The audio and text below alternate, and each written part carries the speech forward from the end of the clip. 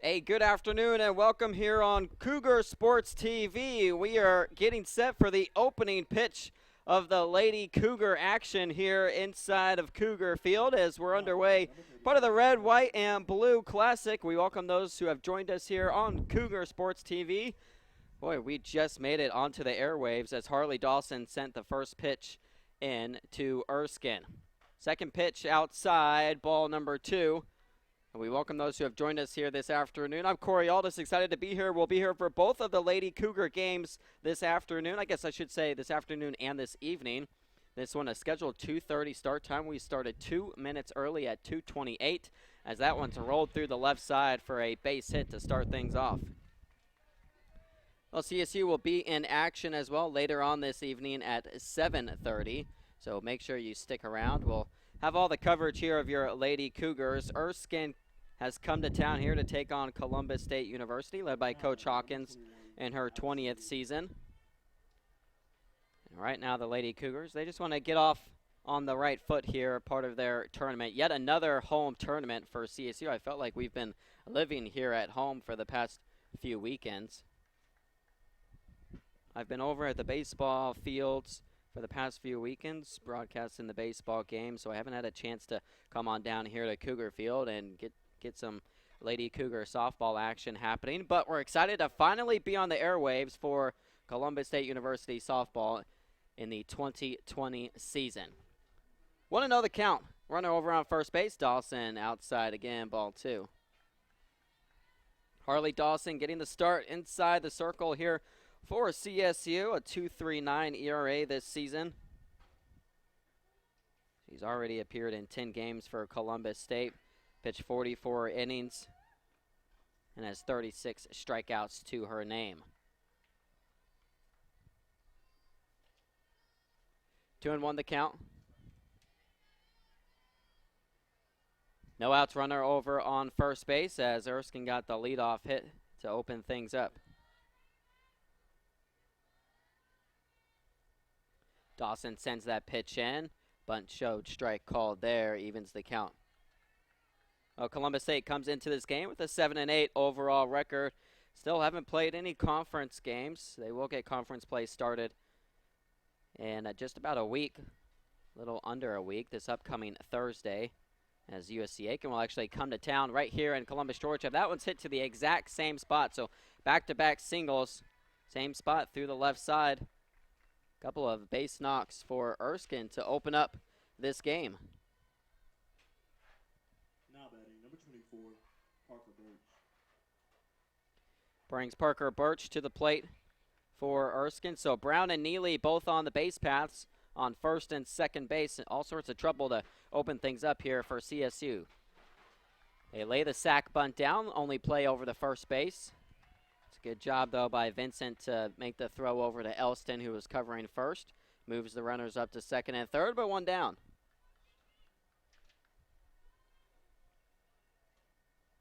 Now batting, number 52, Shy Kane. It'll be Shy Kane at the plate. She gets the start this afternoon for Erskine. Looks at a strike to start this at-bat. Kane hitting just 154 this season. He's had a lot of trouble at the plate, just 6 hits and 39 at-bats. Dawson needs an out right here. The 0-1, little high. Well, Maddie Dodson behind the plate here for CSU.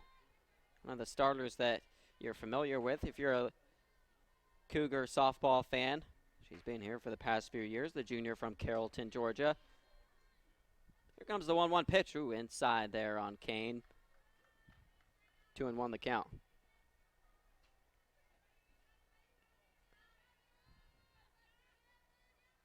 Just 3 RBIs on the year for Kane, who's at the plate right now. 2-1 pitch. Right down the pipe. Really go for a strikeout here from Harley Dawson. 36 Ks on the year. Already a new career high. She had just 25 strikeouts last season. At 72 coming into this year as that one's hit into left field. Elise Ambrose coming all the way up. Oh, right through her glove out there in left field.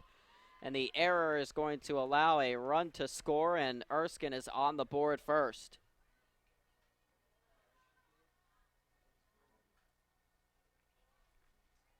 They got caught up there. It's a pretty windy afternoon here at Cougar Field. The wind has been swirling here in Columbus this afternoon. She was going to be there in plenty of time, though, and it just went right out of her glove and fell in the grass out there. That ball's ripped foul.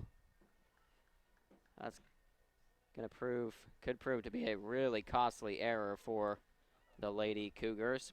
Would have kept the runners on second and third, but instead runners on the corners here, and Erskine on top 1-0.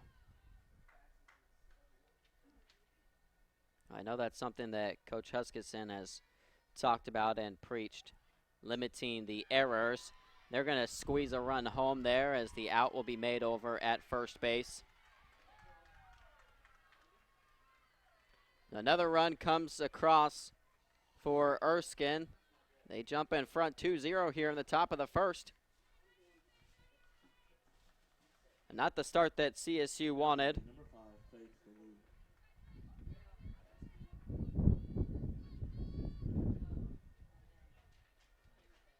They've got 22 errors coming into this game.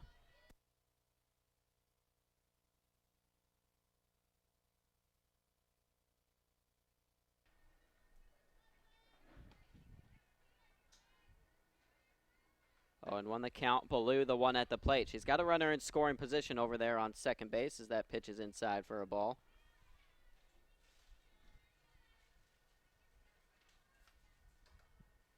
Well, the two leadoff singles from Brown and Neely end up coming around to score for Erskine.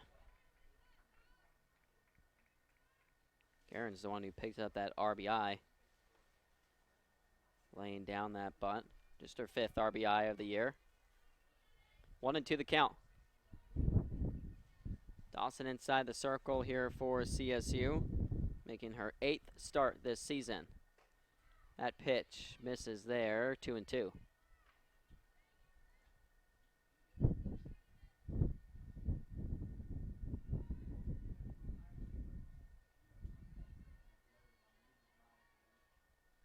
Baloo hitting just 162 this season. A sophomore from Gaffney, South Carolina. She actually has had just 1 hit in her last 8 games for the Fleet.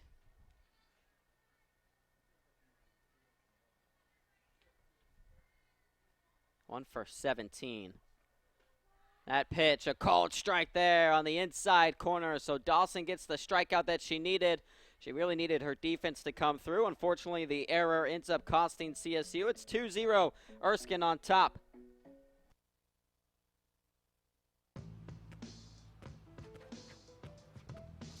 It's not about where you were born. It's not about your gender or the color of your skin, or whether you're rich, poor, or in the middle. No matter what you play, if you have the skill and drive to succeed in school and in sports, we'll provide the opportunity. The American dream to me as an immigrant means having the opportunities that my parents didn't have. Being the first one in my family to graduate, it meant everything my parents sacrificed for me to get to this point. It was paying off. Estoy muy orgulloso de Michael por haberse graduado de colegio. My path to a college degree would have been completely different had I not had a scholarship. It would just relieved a lot of the financial burden.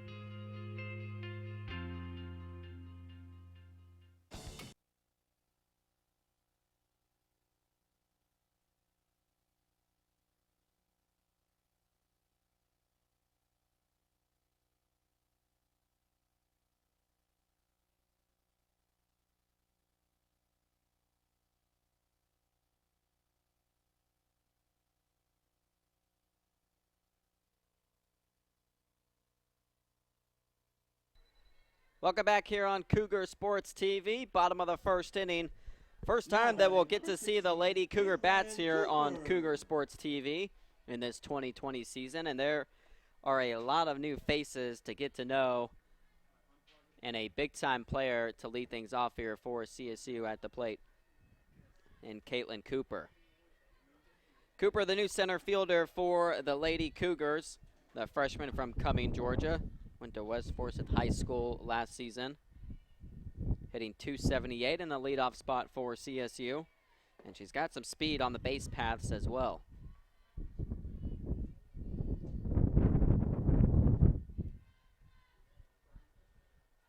Quickly ahead, 2-0. Looks at a strike call there, makes it 2-1.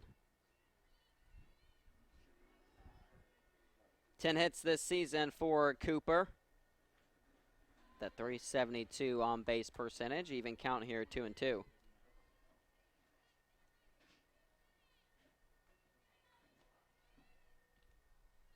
Here comes the pitch. That's a called strike as Cooper will have to head back to the dugout.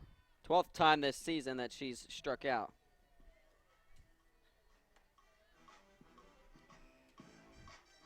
Well, Lady Cougar softball fans familiar with the one at the plate. One of the best freshmen, not just on the team, but inside the Peach Belt Conference last season for CSU.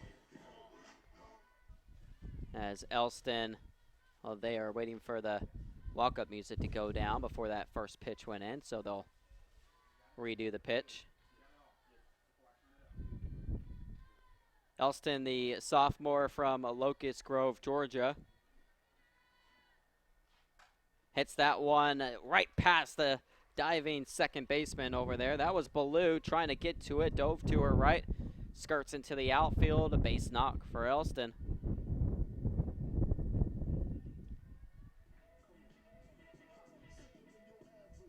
Now batting number 39, Elise Ambrose.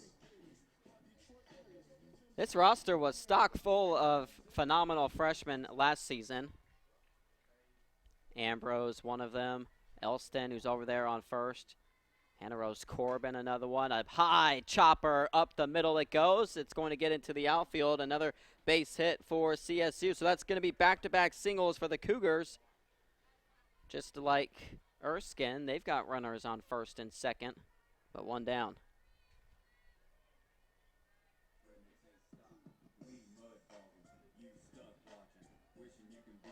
Now batting number 5, Madeline Parker. 2 on for the Lady Cougars, and it'll bring Madeline Parker to the plate. Another freshman for Columbus State last year. She hit .208 last year for CSU, started 50 games for the Lady Cougars. The now sophomore from Thomasville, Georgia. 1-0, gets away from the catcher, goes to the backstop, and it's going to move the runners up to second and third base. So now 2 on and scoring position for CSU with only 1 out. Parker's got a primetime opportunity here to drive a couple of runs in. 5 RBIs this season for the sophomore as that pitch is outside. She's way ahead in this count.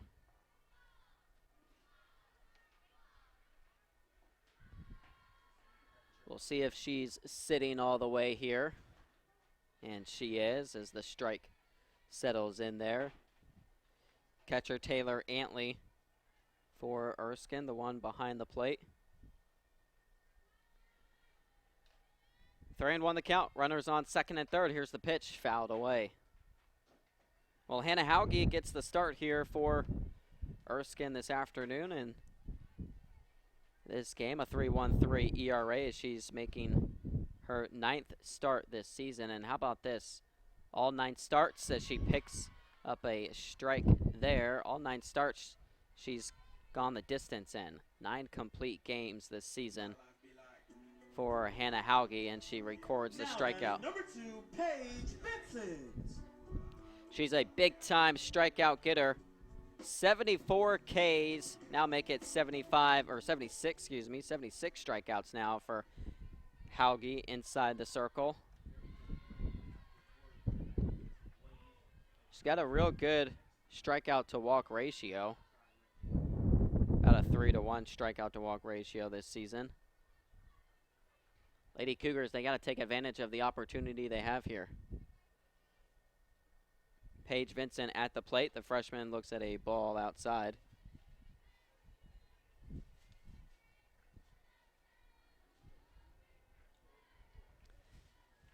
Vincent leads the way on this squad with a .447 batting average, and she also leads the way in RBIs with 11 of them.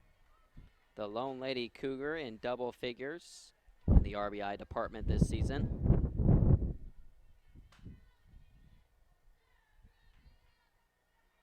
Two and one the count. Elston on third, Ambrose on second. Vincent, the one at the plate, the pitch off speed. A swing and a miss there from Vincent. Hauge took some speed off of that one, and Vincent was way out in front to even the count at 2-2.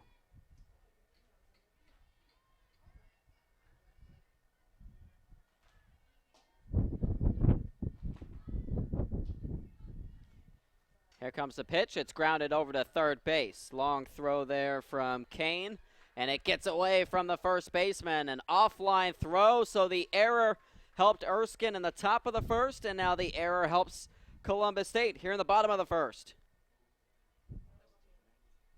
So it's 2-2 now. We're all tied up after that offline throw. Now batting number 1. And it puts Vincent over on second base. Boy, two costly errors from these two squads in the opening inning of this one.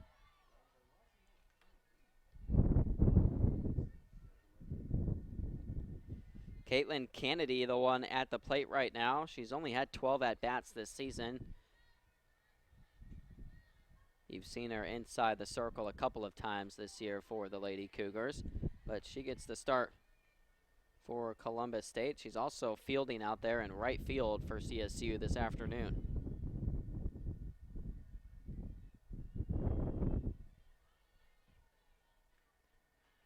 Runner on second, the 1-1 pitch, a swing and a miss.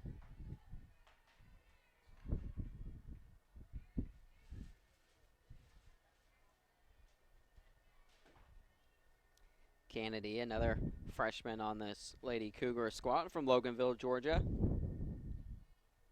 Here comes Hauge's pitch. It gets away from the catcher there as Antley will have to go pick it up from the backstop. So that's a couple of wild pitches now from Hauge inside the circle, and that error has allowed CSU to tie this one up at 2-2.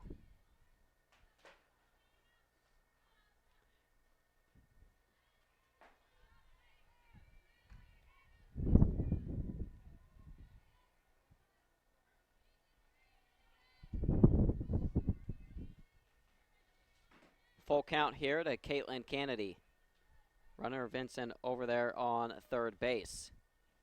Here's a pitch. Hauge sent over to shortstop Birch, and she'll complete the throw over to first base for out number 3. Each team with an error there in the first inning, and they each score 2. 2-2 after 1 here on Cougar Sports TV. These are your teams, your players, your community of fans. This is where they play, where they practice, where you cheer. At every meet, every event, every game. Your community is passionate, dedicated, supportive.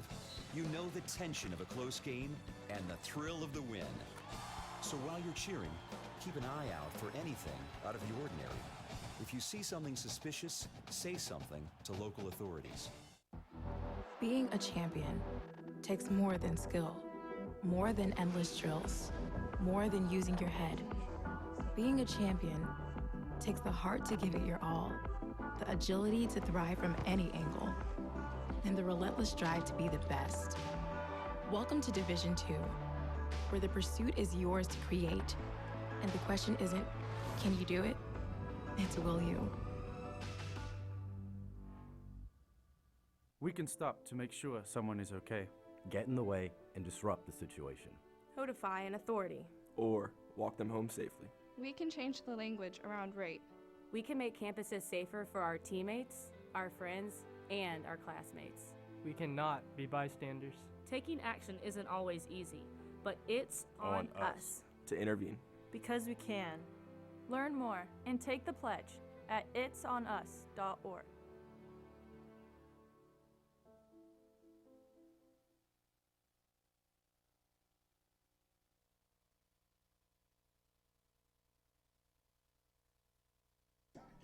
Two to two our score after one here on Cougar Sports TV. We enter the top of the second as Dawson and the Lady Cougars back out there for Columbus State. Well, Coach Huskisson leading the way for CSU. He's been the longtime coach here at the helm of this Lady Cougar squad.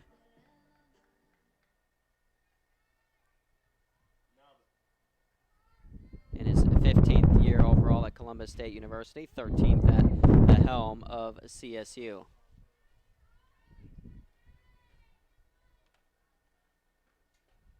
They had a real good ball club last year.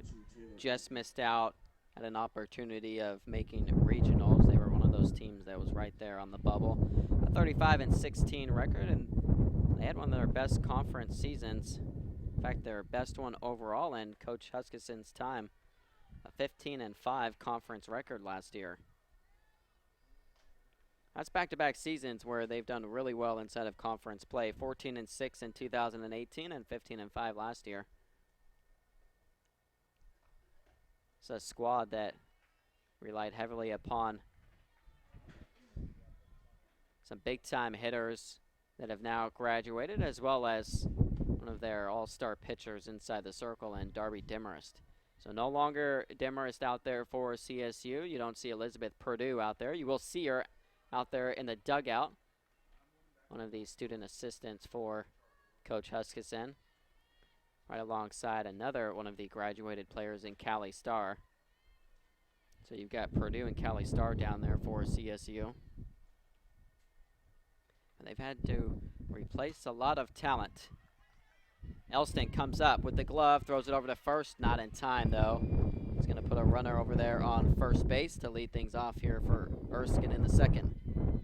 Boy, it is a really windy day here at Cougar Field. This wind is just blowing papers everywhere here inside the press box.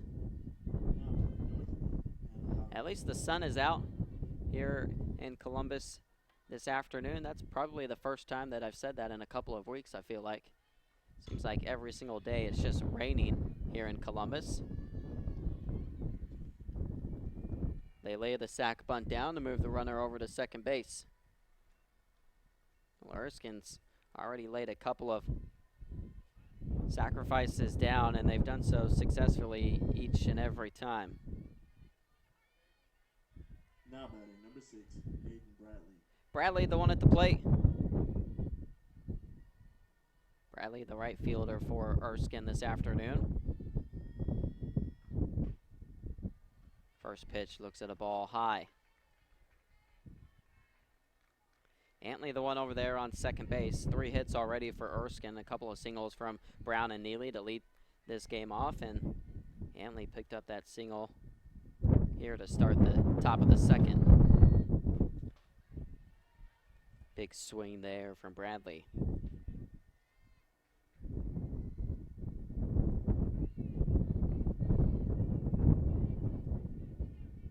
Hayden Bradley, one of the freshmen on this Erskine softball team from Moore, South Carolina. Here comes the 1-1 pitch from Dawson.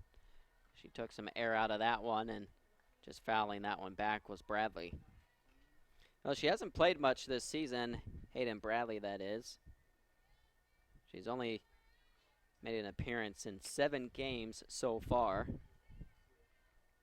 Has just 2 hits, picked both of them up against USC Aiken the other day. In fact, she also scored a run and picked up an RBI in that game as well. Limited PT so far for the Fleet, but she picks up the start here this afternoon. Erskine just a 3-12 overall record, 0-2 in conference play, but they've had some real tough losses and some close ones as well. As Dawson sends that 1-2 pitch in, misses for a ball. A handful of extra inning losses for Erskine this season and against some quality opponents as well. They lost one in 8 innings against Tusculum, 10 innings against Carson Newman. They lost a doubleheader against Belmont Abbey by a combined 2 runs, 1 run loss in each of those 2 games. They've been in a lot of games throughout this season. They've just struggled at coming away with some of these wins. But you don't want to look at the 3-12 record and not think that this is a quality ball club. That one goes off the glove of Parker at short. Just a little high for her there as she couldn't quite get to it. Puts runners on the corners.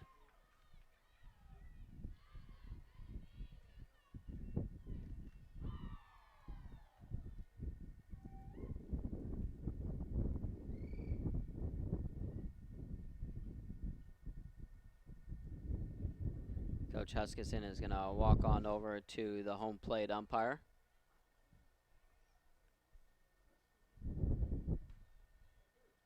Dotson comes out to have a word with Dawson inside the circle. Right now we have the Red, White, and Blue Classic. The Lady Cougars will play 2 games here today. It's this one against Erskine, and then later on this evening against West Alabama. Hopefully everything will kind of stay on track and on time. We'll cross our fingers for that.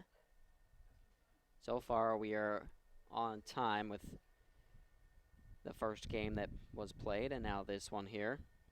2 more as well tomorrow for the Lady Cougars.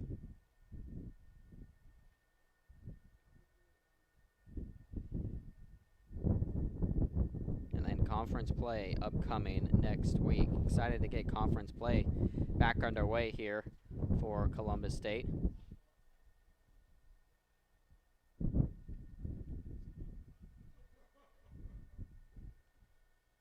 Well, 2-2 our score here, but right now Erskine is threatening. Only 1 out and runners over on first and third base. It's Bradley at first, Antley at third.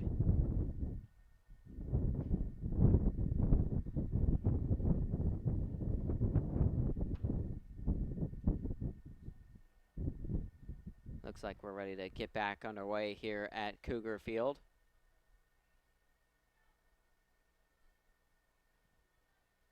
Now batting, number 37, Kelsey Brown.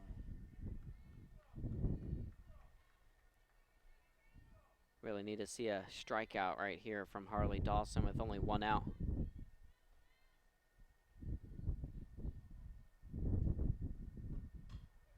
That pitch is fouled away.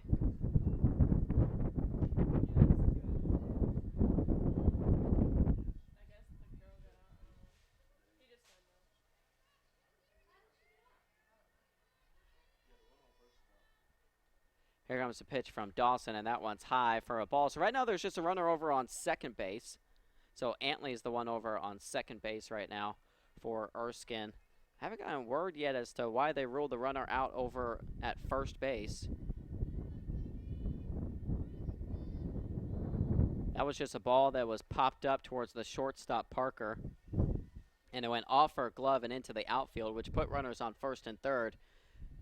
But after they got together and huddled about it, they ruled Bradley to be out over there at first base as Antley's taken off for third, and she's going to slide in safely, putting her 60 feet away from Erskine retaking the lead. But was still trying to figure out, home plate umpire didn't turn around and give us any signal about anything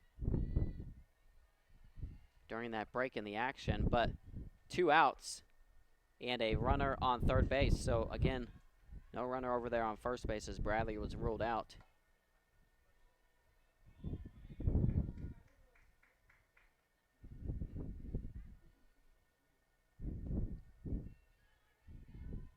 One and 2 the count.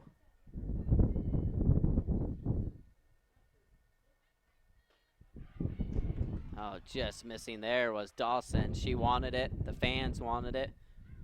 It looked like it could have been a strike called there. Brown lives another pitch. 2 and 2 the count. Dawson sends this one in. Outside call, third strike. Didn't get the one inside. Instead, gets the one outside as Dawson will pick up her second strikeout of the game. And the Lady Cougars get out of that jam there. 2-2 our score. Let's head to the bottom of the second here on Cougar Sports TV. Opportunity to me means doing the things that will make you a better future. I always dreamed of graduating from college. So being the first one in my family to graduate, it meant everything my parents sacrificed was paying off. Having an athletic scholarship for the University of Mount Olive was key for my success. I had the opportunity to not only get an education, but be able to develop as an individual. Being a champion takes more than talent, more than the perfect pass, more than using your head. Being a champion takes the spirit to always push harder, the ability to overcome any hurdle, and the fire to be the best. Welcome to Division II, where the pursuit is yours to create. And the question isn't, can you do it? It's, will you? NCAA Teamworks is how the NCAA, member schools, student athletes, and corporate champions and partners actively engage in outreach efforts where national championships are played.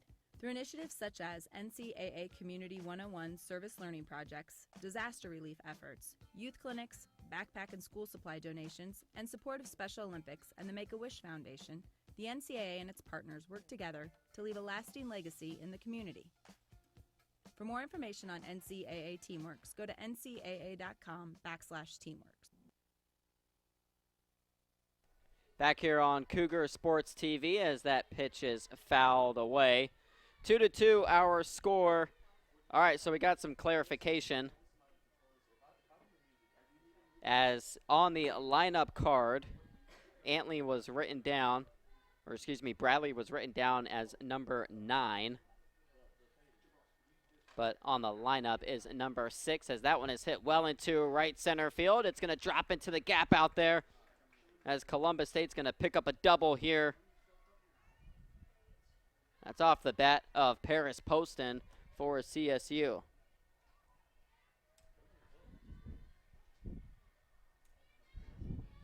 So a leadoff double here in the bottom of the second inning. So a miswritten number on the lineup card is the reason for Bradley being ruled out in that at-bat, and that's why Coach Huskisson came out of the dugout with his lineup card and showed that to the umpire.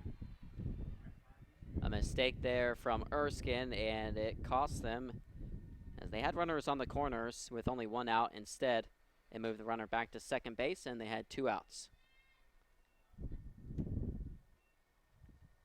Good spot there from the Cougar softball team and Coach Huskisson, and miswritten number cost Erskine in the top of the second.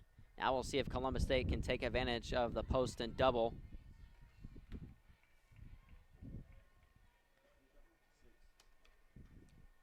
Paris Poston, by the way, that was her second double this season. Had 11 doubles for CSU last year. She was another one of the freshmen that got a whole bunch of PT and starts for CSU, starting 47 games last year for the Cougars. That pitch hit well by Maddie Dodson into right field. Poston will have a chance to move over, and it goes off the glove of the right fielder, Bradley. Bradley's moved into right field this afternoon for the game, and that error is going to move Dodson over to third base as Poston comes around to score. Oh, was that one in foul territory? It was in foul territory. That was as Coach Huskisson is going to come on out and have a word with the home plate umpire.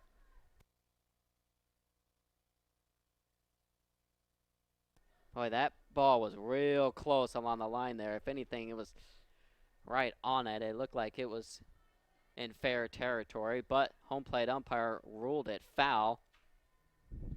Took my eyes off the umpire on that one and was watching Poston round the bag. So instead, Dodson has to go all the way back to the plate after she was on third base. Catch your breath, Maddie Dodson. Poston back to second base. We got a full count. Here comes the payoff pitch.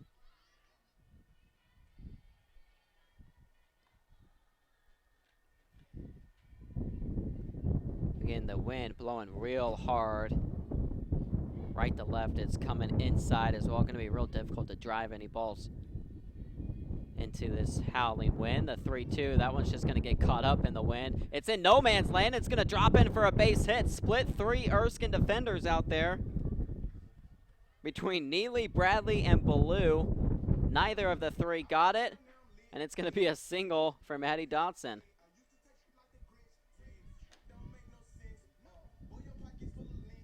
But we'll take it. That time the wind maybe helping CSU out as it just blew that ball back in. And immediately you can see Coach Hawkins coming out. When I went down and grabbed the lineup, she was having some words with Hayden Bradley, letting Bradley know that she was going to be out there in right field for this game and that she needed to be careful with the wind and the sun out there. And we've already seen a couple of balls give her some trouble. And that's exactly, I assume, what she was going out there, having a word with Bradley and Ballou and Neely, making sure everyone was on the same page. So now CSU, they're the ones who have runners on the corners here. Emily Holmes, the one at the plate.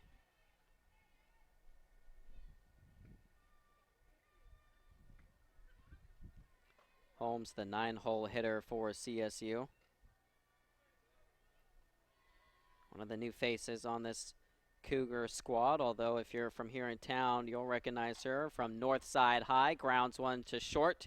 Birch will throw over to first for the out, but she'll pick up the RBI on the ground out as Emily Holmes will collect RBI number 6 on the season, and the Lady Cougars take their first lead of the game.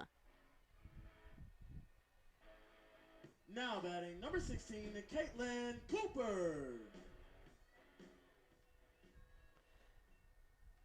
So Holmes gets the job done on the RBI ground out.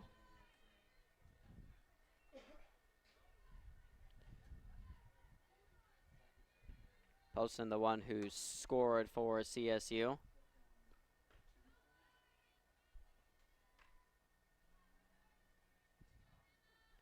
Brings the top of the lineup back around for CSU.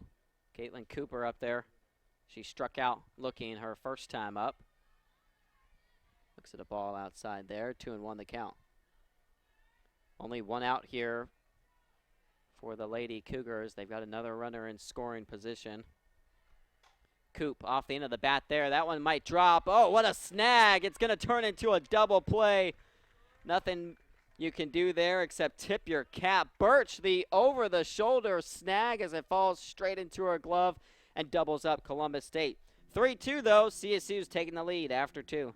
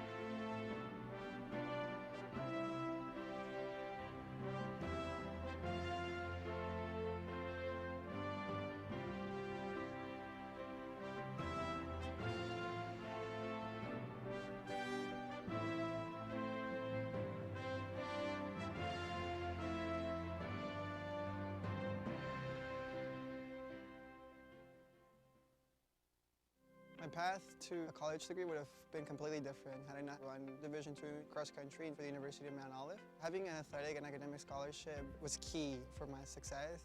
Our coaches were really helpful with balancing out my academics and athletics. I decided to attend graduate school because I wanted to become an athletic director. Receiving the postgraduate scholarship through the NCAA provided me with the flexibility to choose the school that I wanted.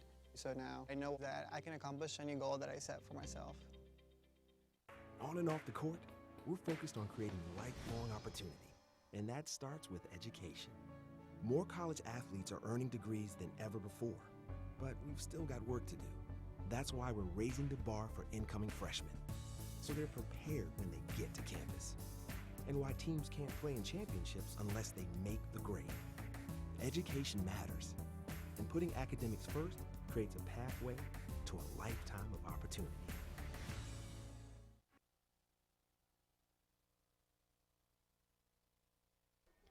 Back on Cougar Sports TV here at Cougar Field. We've entered the third inning of play. Emily Holmes put CSU on top. Picked up the RBI ground out there after the Lady Cougars had runners on the corners with only one out. Harley Dawson back inside the circle. Got the benefit of the doubt with the miswritten number on Erskine's lineup. Picked up a key out there in the top of the second. Erskine would have had runners on the corners with only one out. Instead, it was the second out, and then Dawson picked up the strikeout to end the threat in the top of the second. See if she can have a clean 1-2-3 inning here. She enters back inside the circle for her third inning of work. The senior, one of the seniors on this Cougar squad from Allenhurst, Georgia. That pitch inside.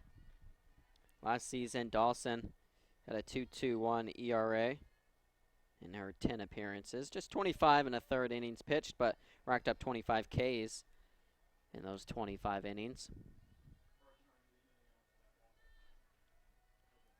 Here comes the 2-1 pitch that fouled straight back at us.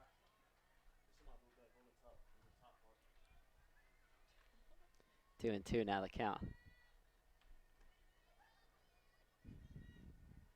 Well, we welcome those who have joined us here on Cougar Sports TV. We're excited to finally be here at Cougar Field this season. I know we're 15 games into the Lady Cougar year, but it's great to be here on Cougar Sports TV out at Cougar Field as Dawson picks up the K, her third strikeout of the game. We've been over at baseball and basketball. Anytime softball's been playing, there's been multiple conflicts happening here on the campus. We finally have a free day where we can just focus on softball, and it's great to be out here. Sun is shining. The only bad thing right now is that wind is just non-stop blowing. It's going to hang that ball up into foul territory, but wish it had hung it up just a little bit longer for Kennedy out there. Made a good effort on the run, though, as the outfielder slash pitcher will walk back to her spot. You can probably hear the wind blowing straight into the headset here inside the press box. Making things just a little chilly up here. Birch, the one at the plate.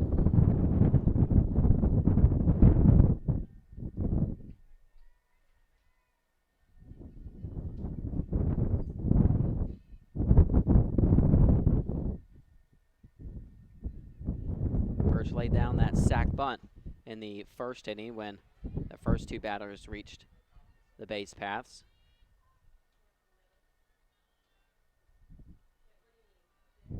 Guess I can't complain too much. I know I'm complaining about the wind howling and making things a little bit cold, but we finally got the sun out here in Columbus, Georgia, and it's something that we haven't seen in a couple weeks here.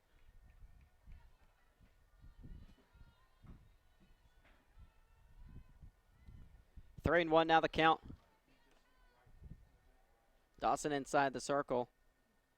Birch, the one at the plate. Here comes the 3-1 pitch. Got that called strike there.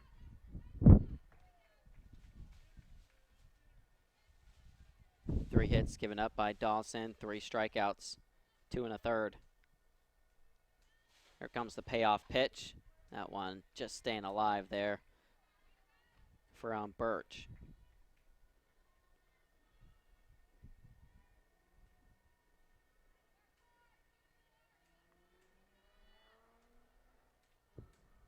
Parker Birch, the right-handed junior, back inside the batter's box. 3-2 the count. Dawson sends that one. It goes off the end of the bat there and into right field for a single. So a one-out single here from Erskine, and no clean 1-2-3 inning from Dawson. Number 52, Shaw Kane. Well, it brings Kane to the plate. She actually picked up a couple of hits in that doubleheader against Belmont Abbey, including a solo home run. She grounds it over to second. Elston applies the tag and throws the first. Double him up. Great IQ there from Morgan Elston, applying the tag on the runner and then getting it to first base in time. So the Lady Cougars get doubled up in the bottom of the second. They come back up with a double play of their own. Let's head to the bottom of the third here on Cougar Sports TV. While they're focused on success, we're focused on them.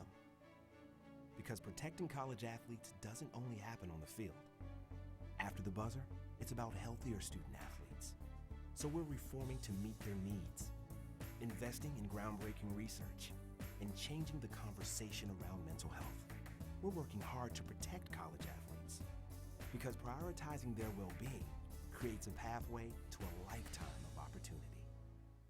Across divisions, sports, championships, and schools for nearly 500,000 student athletes, college sports create lifelong opportunity, and that starts with education.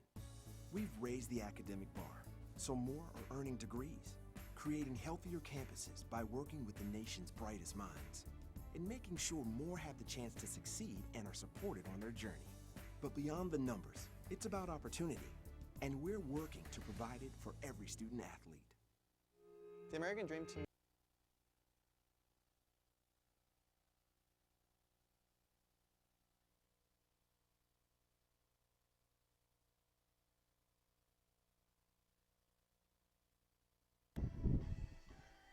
3-2, Lady Cougars on top of the Fleet. We enter the bottom of the third inning. Morgan Elston racked up the double play there defensively to send us to the bottom of the third, and now she steps up to the plate. Let's get a little defense turning into offense here for Elston and the Lady Cougars. That wind is causing all sorts of trouble. You see some of the defensive players trying to shield themselves. We just saw Elise Ambrose getting dirt in her eyes there in the batter circle, on deck circle.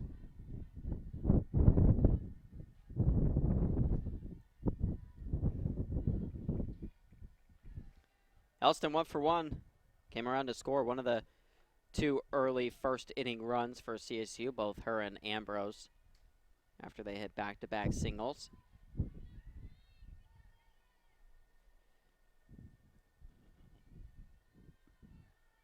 Elston one that just finds ways to get on base. Way ahead, 3-0 in the count, make it 3-1. Hit 359 last season in her 51 starts as a freshman.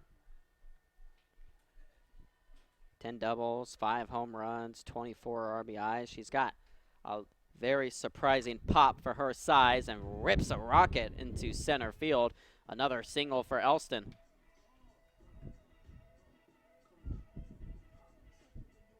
So Morgan Elston will be over there on first base. The leadoff single, and it brings Elise Ambrose to the plate. We need to see one of Ambrose's home runs.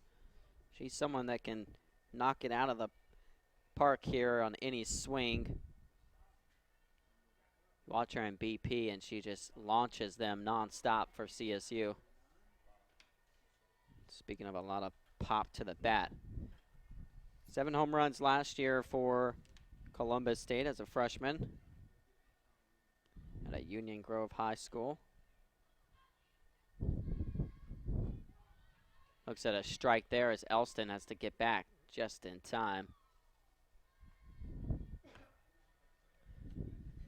It's going to be hard to drive one, but luckily Elston is one that, or Ambrose, excuse me, one that usually pulls it towards left center.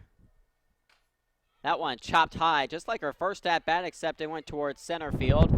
They can't make the throw successfully there as it goes off the glove of Ballou. And it's going to put runners on first and second base here for CSU. Now batting number 5, Madeline Parker. So once again, you get Ambrose and Elston on first and second base for Columbus State. And it brings Madeline Parker to the plate.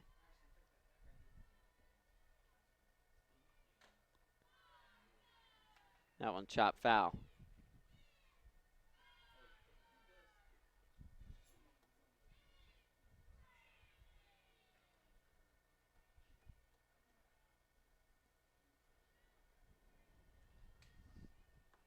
Great opportunity right here for Columbus State to add to their lead.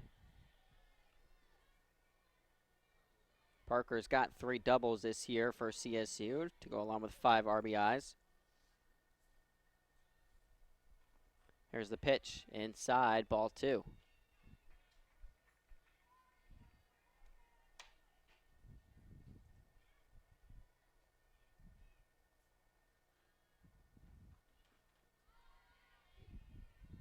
Big swing and a miss there. Evens the count at 2-2.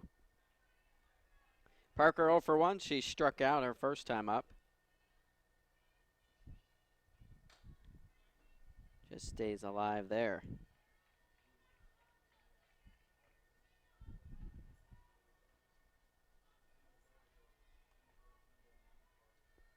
It's Elston over there on second base. Ambrose on first for the Lady Cougars. Here comes the pitch and another foul out of play.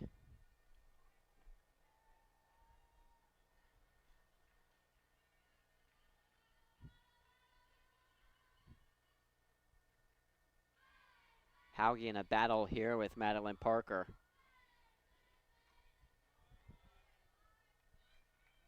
Luckily that one didn't settle in the back of Antley's glove, and Parker will have to redo the 2-2 count.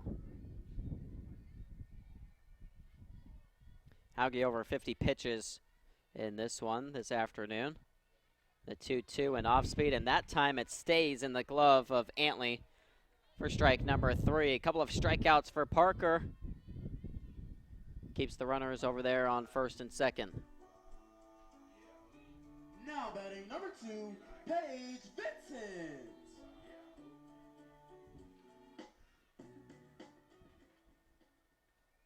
Well, here comes Paige Vincent up to the plate. We'll see if she can get the job done for Columbus State. So they tried to come through with a hit here and not strand the runners over there for CSU. Vincent, remember, reached on a throwing error, and that's how the runs ended up scoring for Columbus State back in the bottom of the first. Reach on that throwing error from Shy Kane over at third base.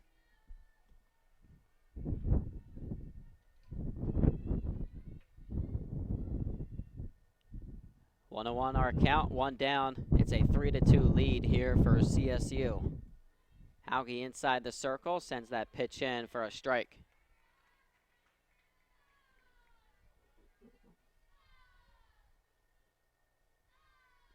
Lady Cougars have scored in both of the first 2 innings that they've stepped up to the plate.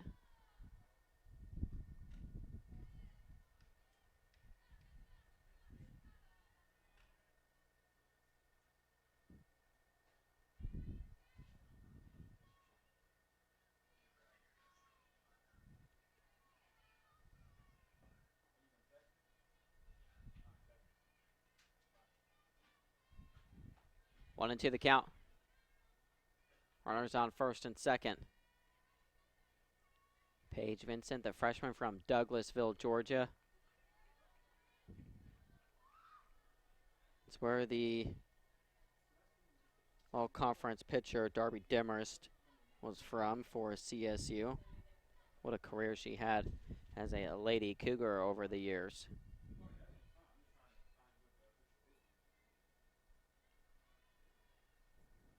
Here comes the pitch, grounded towards the third baseman. Can she get her out this time?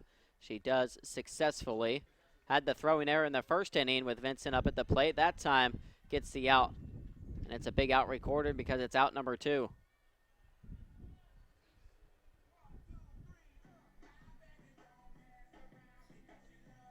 So it moves the runners over to second and third base for CSU. It'll fall to the bat of Caitlin Kennedy to try to get the job done.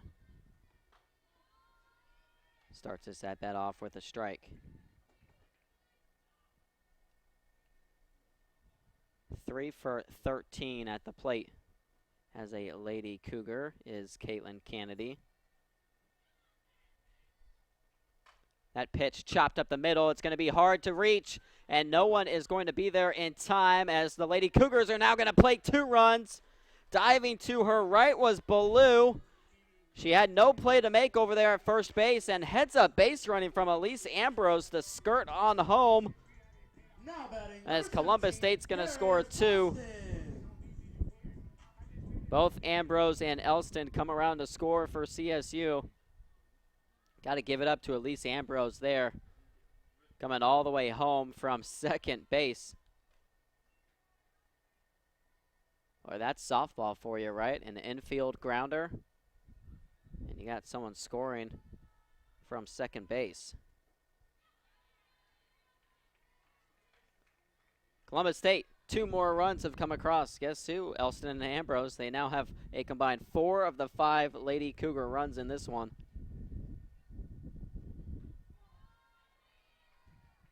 And a great job there by Caitlin Kennedy, who, by the way, now has 5 RBIs on the season.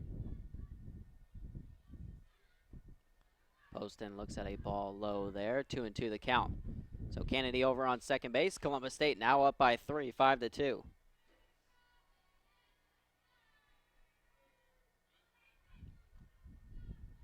Another pitch that's low, full count.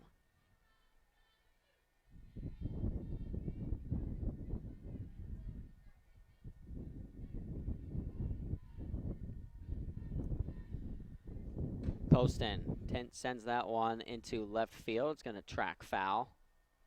Got a good hack at that one.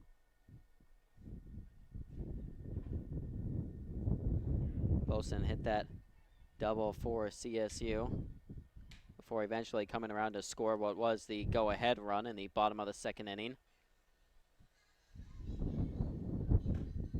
That one goes right back to the glove of Hauge. Doesn't even have to move as she sends it over to first base for the third out. Damage done, though. 2 more runs come across. Columbus State has jumped out in front, 5-2 here on Cougar Sports TV. As an immigrant means having the opportunities that my parents didn't have. Being the first one in my family to graduate, it meant everything my parents sacrificed for me to get to this point. It was paying off. Estoy muy orgulloso de Michael por haberse graduado de colegio. My path to a college degree would have been completely different had I not had a scholarship. It would just relieve a lot of the financial burden. We can stop to make sure someone is okay. Get in the way and disrupt the situation. Notify an authority. Or walk them home safely. We can change the language around rape. We can make campuses safer for our teammates, our friends, and our classmates. We cannot be bystanders. Taking action isn't always easy, but it's on us to intervene. Because we can. Learn more and take the pledge at itsonus.org.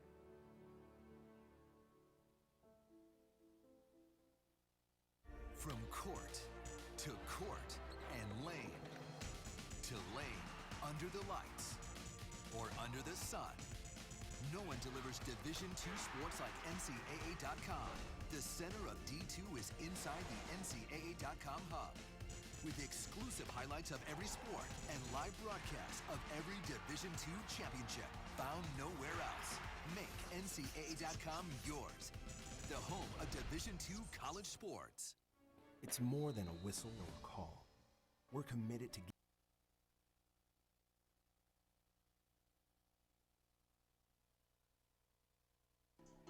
5-2 our score here on Cougar Sports TV as CSU has jumped out in front. Couple more runs. They've scored in all 3 innings now. 2 in the first, 1 in the second, and 2 more there in the bottom of the third thanks to Caitlin Kennedy. Now batting, number 34, Ellison. Plating 2 with that single, infield single to the second baseman, Ballou. Let's see if Harley Dawson can get another 0 up there on the board for the Lady Cougars. Check swing is going to go over to first base. Oh, a little bobble there. The flip. And a nice job by Morgan Elston to get there in time. She saw Vincent have some trouble with it. Was covering first base. Heads up play there by Morgan Elston to race all the way over from her position to help record the out. Well, luckily for the Lady Cougars there, not a ton of speed running over there to first base, and it helped them record the out. Good start to the inning for CSU. Still looking for that first clean 1-2-3 inning from Harley Dawson.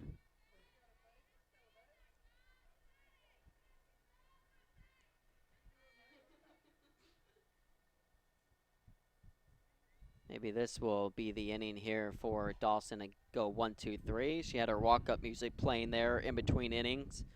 Could see her dancing to it, getting excited. Might have to play it every single inning if she does well here.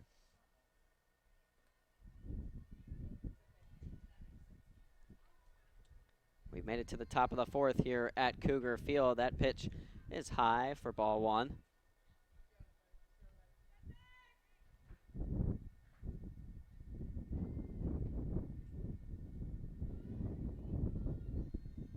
Faith Ballou, the one at the plate. The 1-2 pitch popped up on the infield. Vincent this time trying to record the out, and she does so successfully.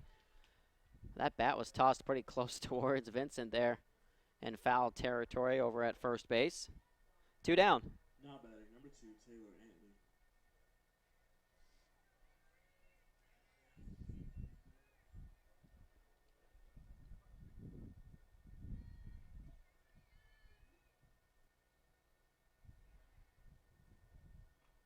Antley at the plate, looks at a ball to start this at bat. Antley 1 for 1. She's picked up one of the 4 hits here for Erskine. Also grabbed a stolen base before being left out there on the base paths. Fouls that one back.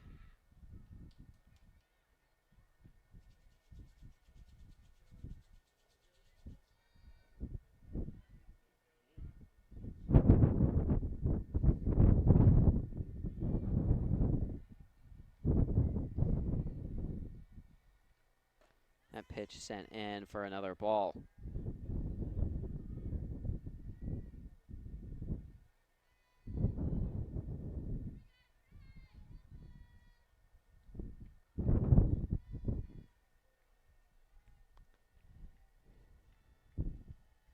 Dawson sends this pitch in, and that one's going to miss again for CSU. So it's going to put Dawson and the Lady Cougars behind here, 3-1 in the count.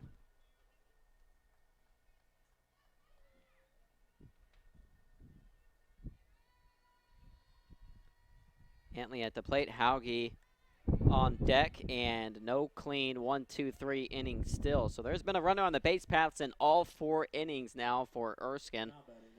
Still just those 2 runs to show from it all the way back in the top of the first. Well, after Hauge gave up a couple of runs there in the bottom of the third, she'll have a chance to get him back right here at the plate. With one swing of the bat, runner over on first base. Hauge looks at a strike to start.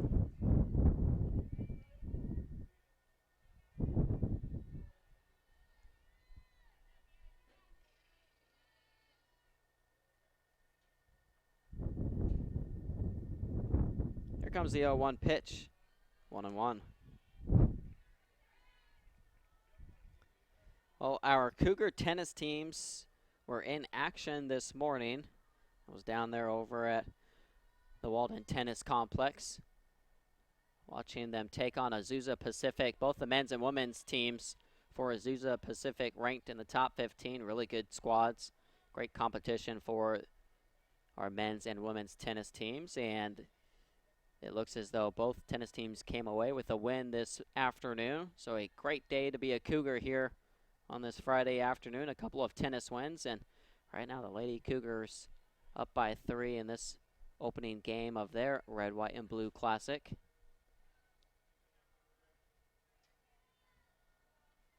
Our tennis teams, by the way, coming off, at least our men's squad, coming off an indoor championship that happened this past weekend. Trying to pick up another stolen base. That's going to be the 2nd stolen base already. As Antley now 2 for 2 on stolen base attempts in this one. But our men's tennis team, by the way, picked up a national championship last Sunday. The inaugural ITA Indoor National Championships at the D2 level. They've done it at the D1 level, just not at the D2 level. That one to short. Parker will make the play over to first base. So no runs again. 3rd straight 0 up there on the board for Harley Dawson. It's 5-2. Let's head to the bottom of the 4th. It's more than a whistle or a call. We're committed to giving college athletes a fair shot, on and off the field. Covering the full cost of attendance, because college costs go beyond tuition. keeping dreams on track, regardless of performance or injury, and creating equal opportunities and inclusive environments. It's about respecting college athletes and prioritizing fairness to build a pathway to lifelong opportunity. As a student athlete in college, I first got involved with the NCAA at the national level. It was through the Student Athlete Advisory Committee, SAC, gave me an opportunity to advocate on behalf of all student athletes, to affect change and to make an impact. The NCAA is giving the student athlete a platform to voice their concerns and to be able to advocate for what's going to affect their well-being. The policies that are being put in place are speaking towards academics, they're speaking towards well-being, they're speaking towards fairness, creating a culture so that the student athletes have the best experiences possible. Label me. You know you want to.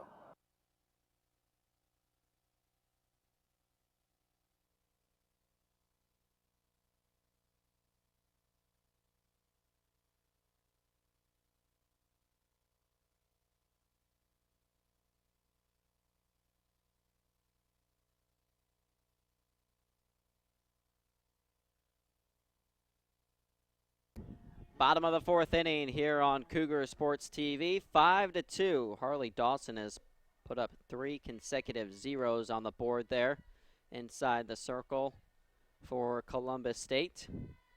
Just those 2 runs that came across in the opening inning for Erskine.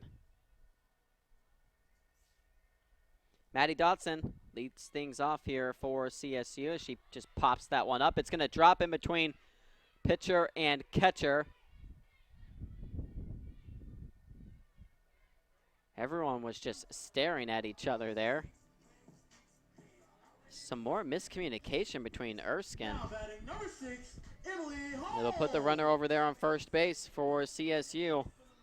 As you just watch the catcher, Antley and Hauge just kind of both stare at each other, and no one went after the ball. Well, with Dotson over on first base, they're going to bring in the pinch runner Chandler Desrochers. Chandler Desrochers over there on first base for CSU. Pinch running for the Cougars.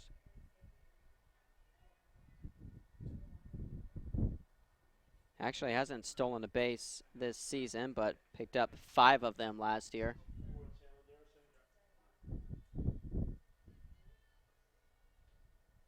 Emily Holmes, the one at the plate.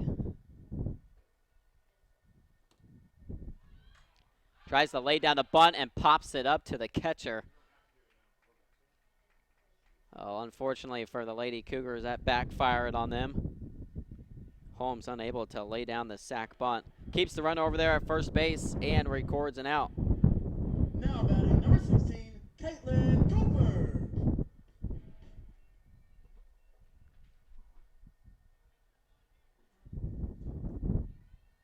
Hauge inside the circle. Delivers that one for a strike. Top of the lineup has come back around here for CSU. Caitlin Cooper back up there for Columbus State. 0 for 2 with a strikeout.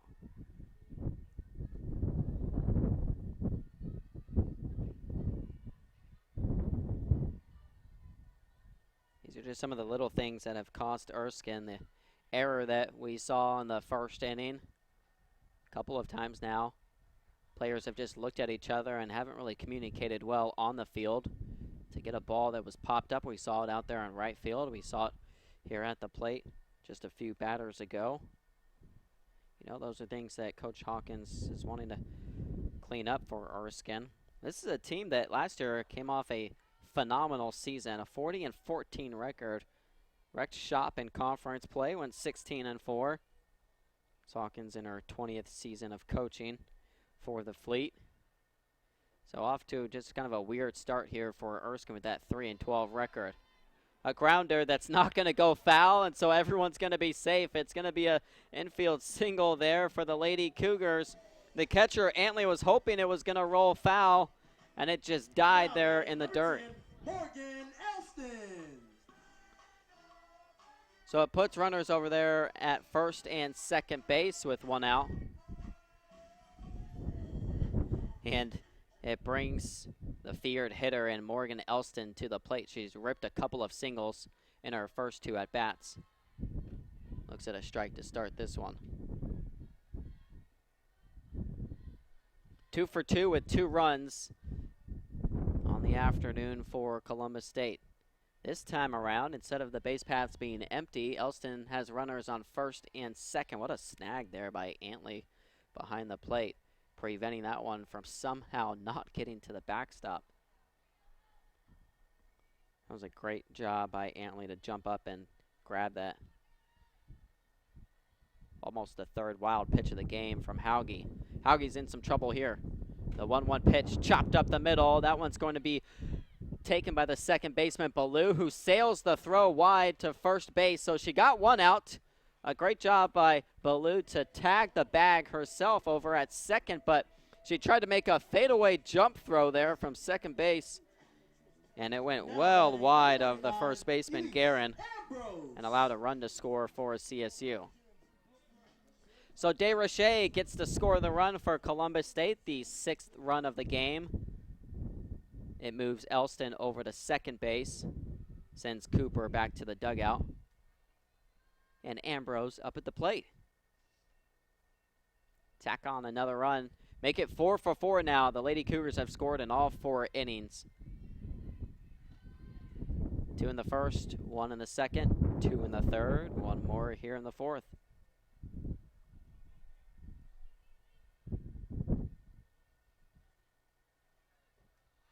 Swing and a miss there from Ambrose. A big swing there from the sophomore.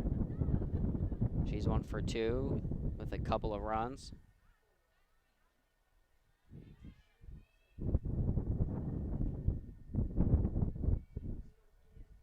Behind in the count, 0-2, now 1-2.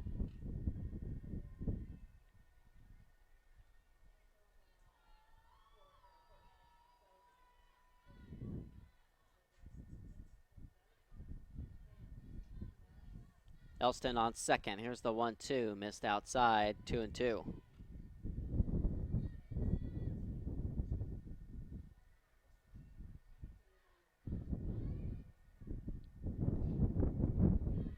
Ambrose picked up a couple of hits in the doubleheader against Wingate last time that the Lady Cougars played. And that doubleheader that they split against Wingate. She's got 3 RBIs in her last 4. Here comes the 2-2. Oh, called third strike there. It looked like it was inside. Coach Huskisson can't believe it. A tough call there for the Lady Cougars. So Elston stranded over there on second base, but another run comes across. CSU on top 6-2. Label me. You know you want to. Don't be shy. You do it behind my back. So say it to my face. You don't know me. You know what I am? I'm a pitcher. I'm a striker. I'm a point guard. I'm a linebacker. I'm a setter. Shortstop. High jumper. Wrestler. Defender. Goalie. Student. Student athletes. That's who we are.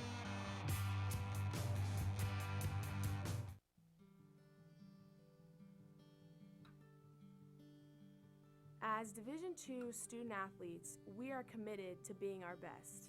Division II National SAC is proud to partner with the Sports Science Institute to play a role in the cardiac safety and health of student athletes. Although many student athletes with heart conditions live healthy, active lives, up to 10 NCAA student athletes die each year of sudden cardiac death during athletic activities. The facts are that immediate delivery of CPR and AED saves lives, so everyone should be CPR and AED trained. Please join us in this important initiative. Make it yours.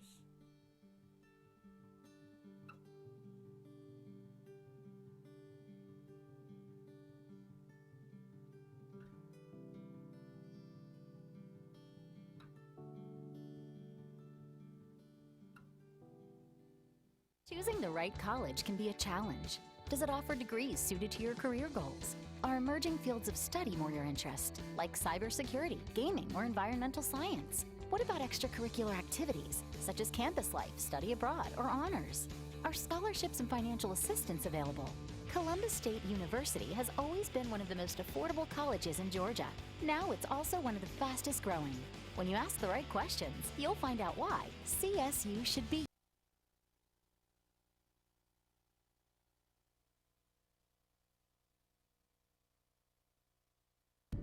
6-2 our score here on Cougar Sports TV. We've entered the top of the 5th inning. It's been all Columbus State ever since that top of the first error that occurred for the Lady Cougars, which allowed 2 runs to come across for Erskine. They've hunkered down and done a good job with Harley Dawson inside the circle. She's put up 3 consecutive zeros up there on the board for CSU. Let's see if she can make it 4 in a row here for Columbus State.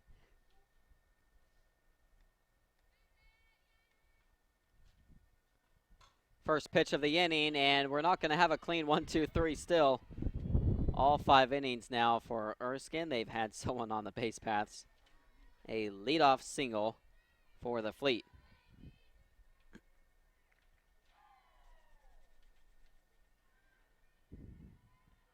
It's the wrong number, Bradley, out there, who's over on first base. Again, remember, she was ruled out early on. They have a chance for 2. No, instead, Elston decides to go just over to first base. And that's exactly what Coach Huskisson is letting Morgan Elston know about. Easily had a chance to at least get the lead runner out at second base. That ball was hit sharply to her at second. Instead of turning around and throwing it to Parker at second, she went to first base. I mean, still 1 out is a good call from Columbus State, but Coach Huskisson letting them know. Smarter route there, probably to go to second base to get the lead runner out. Instead, Bradley is over there at second base. So a runner in scoring position here for CSU. That one's going to be grounded up the middle. They've got a chance to score a run out there in center field. Cooper throws home and sailed it high as Dodson's going to catch it off the backstop, and sliding all the way into third base is Neely. She will be in there safely. She picks up the RBI and then advances all the way over to third base. Well, Cooper had a chance to make a play at the plate, but just sailed that one into the netting.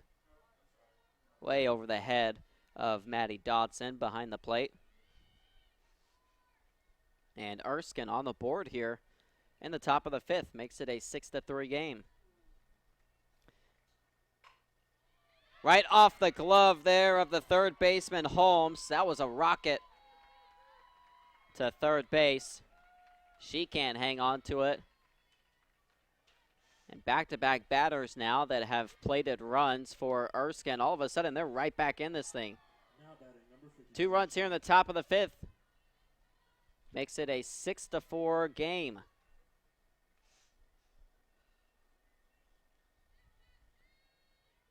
Neely and Birch, the 2 and 3 hitters for the Fleet. Each picking up their second hits of the game, and 2 more runs have come across just like that.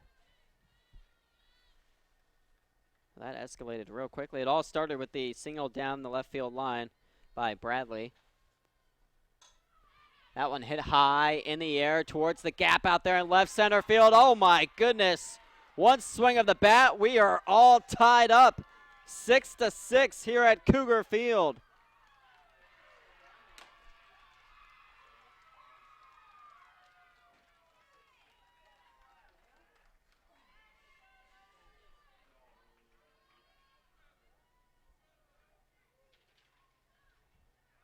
Well, that escalated quickly. 4 runs here in the top of the 5th from the Fleet. A Bradley single followed by a ground out that allowed Bradley to go over to second base. And then singles from Neely and Birch, and Kane delivering the shot. A home run for Shy Kane, a sophomore from Rockwell, North Carolina. Just her 2nd home run this season, although she did hit her first home run this year in the last series for Erskine against Belmont Abbey.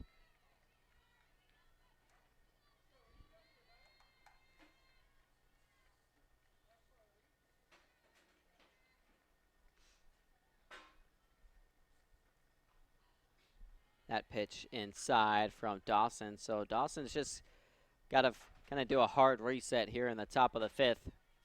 Really, this entire Lady Cougar team needs to do a hard reset comfortably in front, had been leading pretty much the entire game other than the top of the first inning, and all of a sudden 4 runs, an explosion here by the Fleet, have tied this game up at 6 apiece.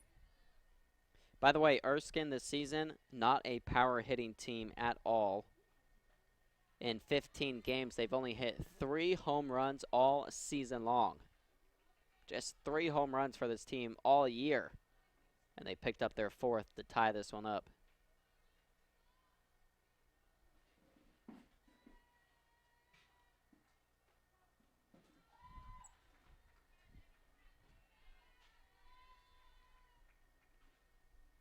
Guerin at the plate.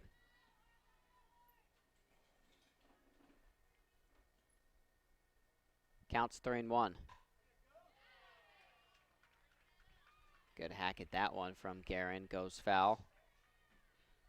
She already has 1 of the 4 RBIs for Erskine in this one.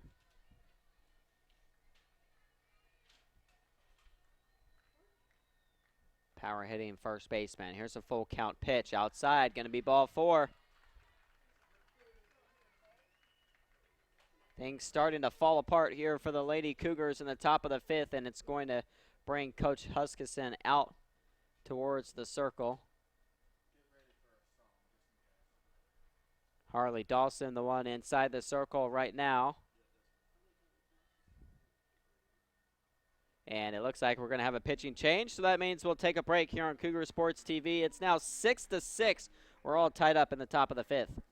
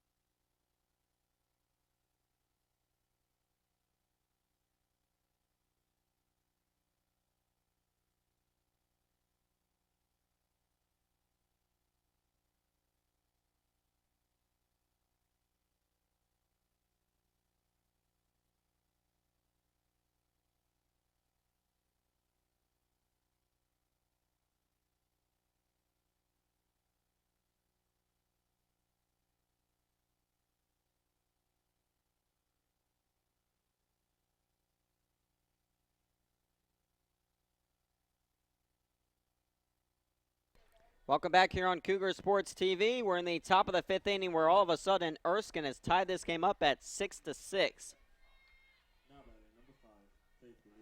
All right, a couple of switches out there for CSU. They did a double move. Kennedy's going to move inside the circle for the Lady Cougars, and Paris Poston, who for Columbus State was the DP, is out there in right field.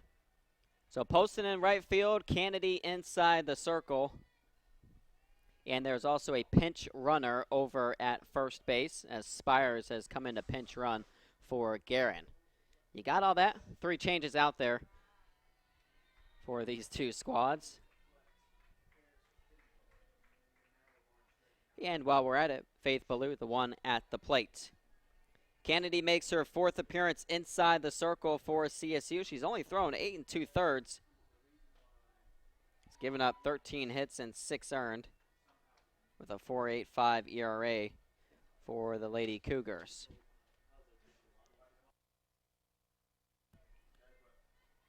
Now she's put into quite the scenario here in a tie game for CSU. That one as Elston dives towards her right, or her left, excuse me, and it's going to be an offline throw. It went deep in the hole there for Morgan Elston.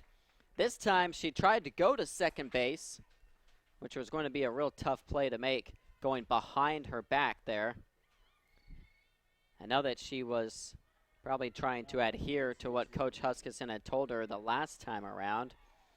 I think a lot of times it's just kind of up to where you're lying at and where you think the best throw is going to be able to make. I think that time maybe first base might have been the better throw. She goes to second this time around, and no out is recorded again. Erskine all of a sudden has loaded the bases up. So not only have they scored 4 runs in this inning, but back-to-back batters have reached the base paths. Both balls have gone directly to Elston. She tried to throw it from her knees one batter ago, and it sailed wide. That time around, she tried to send it over to second base.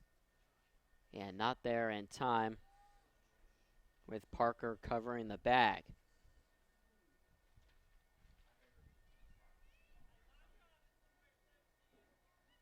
They're going to have a pinch hitter come up here. It's Chloe Hamilton. Number 17, Chloe Hamilton. Number 17 will step up to the plate with the bases loaded.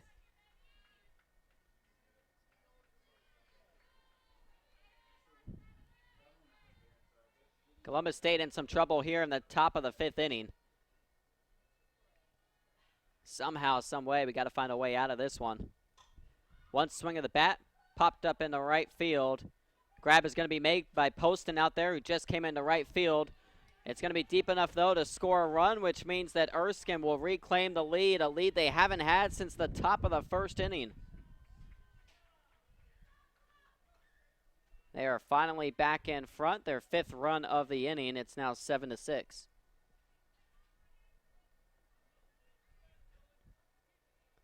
Hamilton will pick up the RBI on the sac fly.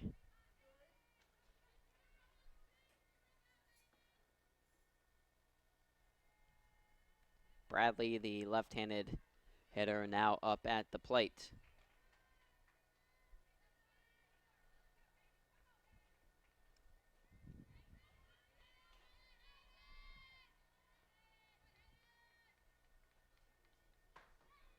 Oh, and 1 the count. Kennedy's pitch hit well into center field. Cooper backtracking. She's still backtracking, and she'll make the grab out there. Switched positions a couple of times before coming down with the 3rd and final out. What an inning there for the Fleet. They fly ahead of the Cougars. It's now 7-6, Erskine on top. There are over 480,000 college athletes. Only 2% will go pro. That means over 470,000 will not get a shoe contract. No autographs. No private jets. No fan clubs. No Hall of Fame inductions. Instead, they will walk away with something much more valuable.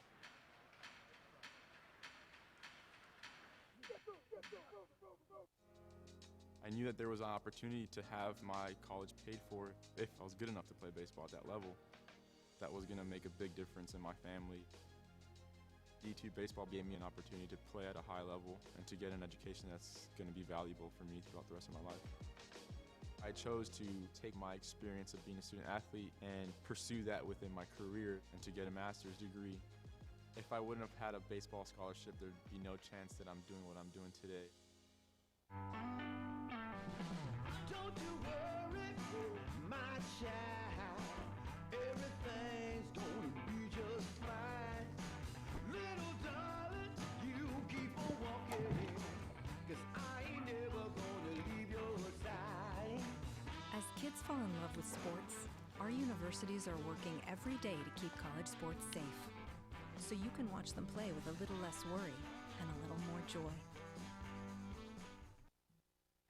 Work to do here for the Lady Cougars. What was a comfortable 6-2 lead has now turned into a 7-6 lead for the Fleet.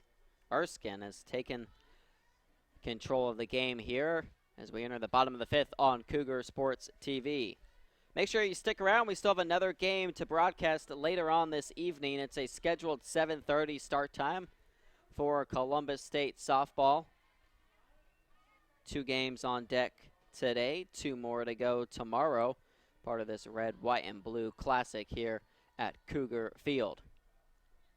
1-1 the count Hauge inside the circle for Erskine. Madeline Parker, the one to lead things off here for CSU. Parker 0 for 2 with a couple of strikeouts. The 4 and 5 hitters for CSU, 0 for 4 between Parker and Vincent.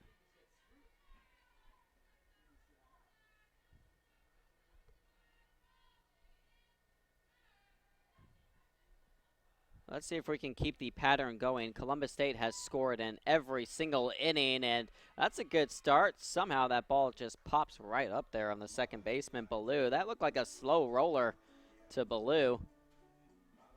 Just could not hang on to it at all. Number 2, Paige Vincent. The error there from Ballou will put Parker over on first base. Still without a hit, but at least she's over there on the base paths. Maybe Vincent can pick up her first hit of the afternoon.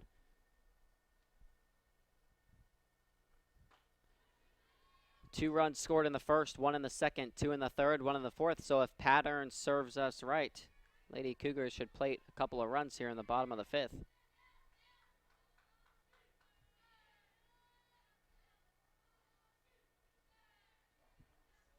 Here's the 1-0 pitch. Another ball.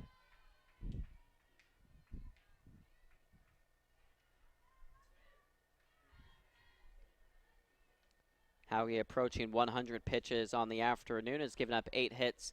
6 runs have come across, only 3 of them have been earned. And actually the Lady Cougars, they've done a pretty good job at not striking out a ton here against Hauge. Again, she's someone that really racks up the strikeouts this season at 75 coming into this game. She's only picked up 3 strikeouts so far. That pitch catches the corner there, 3-1.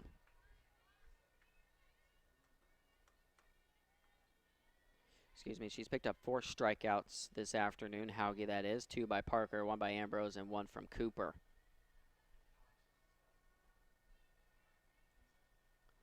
She's behind 3-1. Sent over to third base. It's Kane. She'll go to second base, get the lead runner out.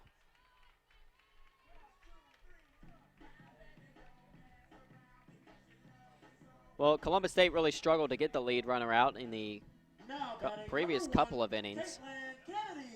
You saw Erskine load the bases there on a couple of balls that went to Elston at second as she was trying to get the runner out at second base. Unsuccessful back-to-back times, and that's what helped lead to that sac fly that put Erskine in front 7-6.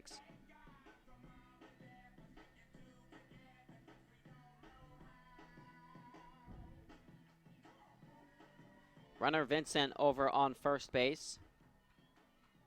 Caitlin Kennedy at the plate. She had to step inside the circle for CSU in place of Harley Dawson to try to get the final couple of outs there in the top frame. She already came up with the big hit. 2 RBIs and a single for CSU. Back in the bottom of the third.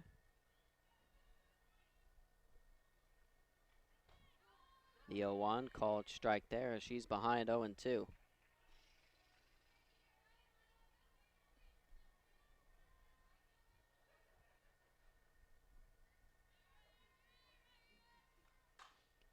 That one sent deep over there at short. No throw is going to even be made from Birch. Would have been a tough play to make regardless. Kennedy will be over there at first base safely. Now batting number 17, Paris Poston. Paris Poston up at the plate. Coach Huskisson is looking like he's going to make a change and bring a pinch runner in for CSU. So Vincent was over there on second base. Instead, it's going to be Madison Brown who's trotting on out from the dugout, the sophomore from Locust Grove, Georgia. Same hometown as Morgan Elston. They played high school ball together.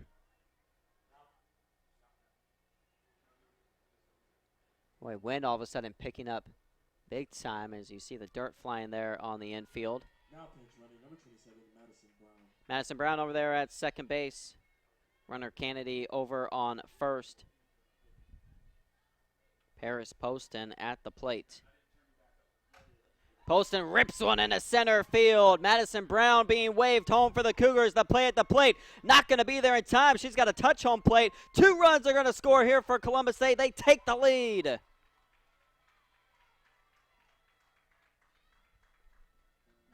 A collision there at home plate between Madison Brown and Taylor Antley. Brown then had to roll over on top of the plate to make sure she touched the plate. And a great job by Kennedy to round the base paths and come on home for CSU. Peepo coming up with a big-time hit. She's now 60 feet away over on third base. How about that pattern? 2 in the first, 2 in the third, make it 2 in the fifth. 8-7, CSU has reclaimed the lead. 2-1, 2-1, 2. And it ensures the Lady Cougars still having scored in every single inning so far. Pitch misses there. Dotson, the one at the plate.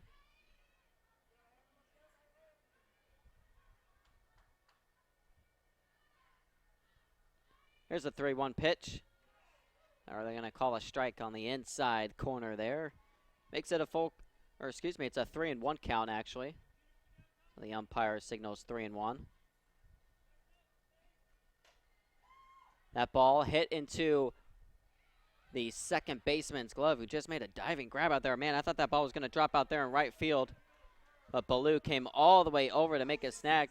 We've seen a couple of infielders make some real good grabs out there between Birch and Ballou.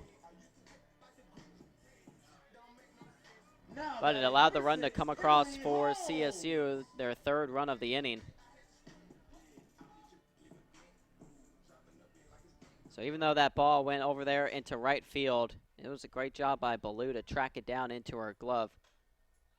And now Erskine a chance to get out of the inning. A high pop-up there to the third baseman, Kane. Well, CSU behind the bat of Paris Poston. They come through 3 runs there in the bottom of the 5th inning. They retake the lead 9-7 here on Cougar Sports TV.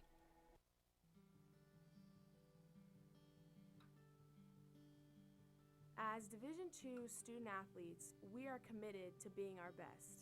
Division II National SAC is proud to partner with the Sports Science Institute to play a role in the cardiac safety and health of student athletes. Although many student athletes with heart conditions live healthy, active lives, up to 10 NCAA student athletes die each year of sudden cardiac death during athletic activities. The facts are that immediate delivery of CPR and AED saves lives, so everyone should be CPR and AED trained. Please join us in this important initiative. Make it yours.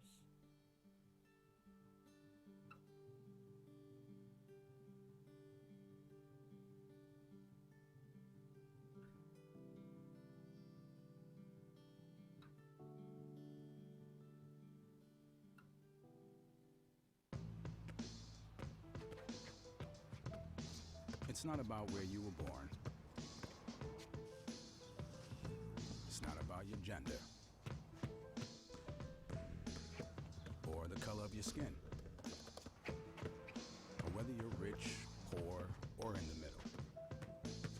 No matter what you play, if you have the skill and drive to succeed in school and in sports, we'll provide the opportunity. The American dream to me as an immigrant means having the opportunities that my parents didn't have. Being the first one in my family to graduate, it meant everything my parents sacrificed for me to get to this point. It was paying off. Estoy muy orgulloso de Michael por haberse graduado de colegio. My path to a college degree would have been completely different had I not had a scholarship. It would just relieved a lot of the financial burden.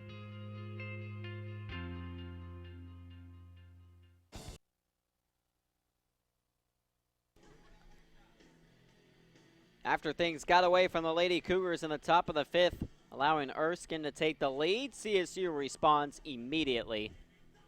3 runs come across in the bottom of the 5th inning, and they're now on top 9-7. Another change for CSU. New pitcher inside the circle. Hannah Rose Corbin has come out for Columbus State. She'll pitch here in the top of the 6th inning for CSU and Now batting, number 37, try Kelsey to keep the Lady Cougars in front of the Fleet.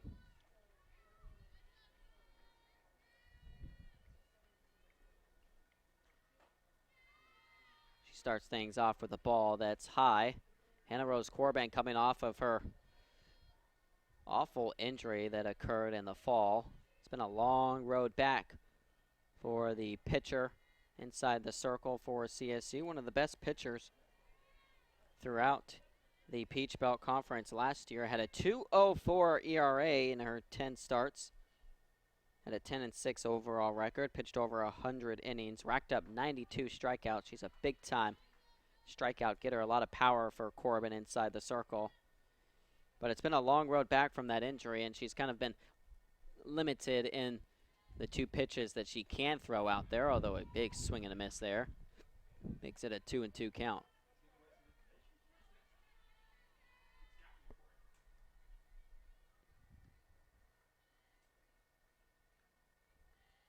Here comes the 2-2 pitch. That one high.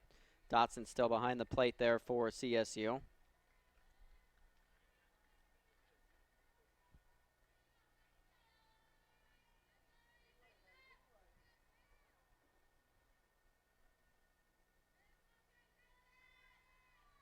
Kelsey Brown, the one at the plate. Check swing that goes foul there. It's the top of the lineup here for Erskine, so the 1, 2, and 3 hitters, Brown, Neely, and Birch. They have had a field day here against Columbus State this afternoon. They've racked up a combined 5 hits. They're 5 for 8 at the plate with 4 of the 7 Erskine runs. And instead of getting the out, it's going to be ball 4 as Corbin will walk the leadoff batter. So Erskine has had a runner on the base paths now all 6 innings.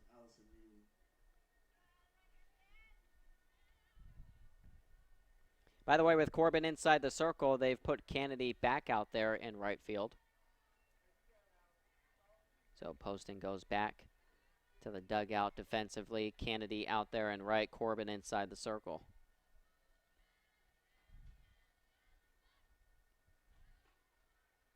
That pitch misses there. It's going to be another ball.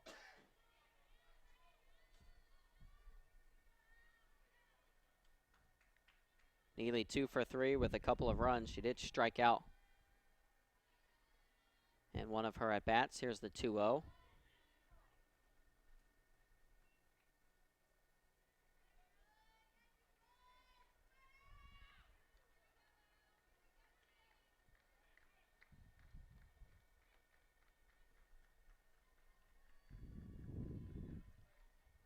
Two-one pitch, slowly rolled over to Elston, and she'll just flip it over to Vincent.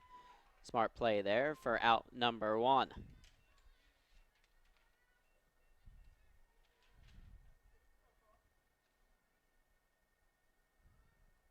Moves the runner over to second base, and Brown and Birch will now come up to the plate. She's 2 for 2 with a run and an RBI in this one. Looks at a first pitch strike. Catches the corner there.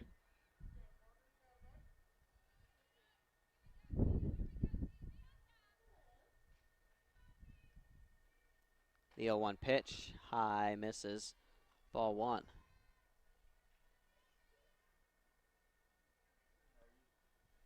We had a 2:28 start time here at Cougar Field for this one.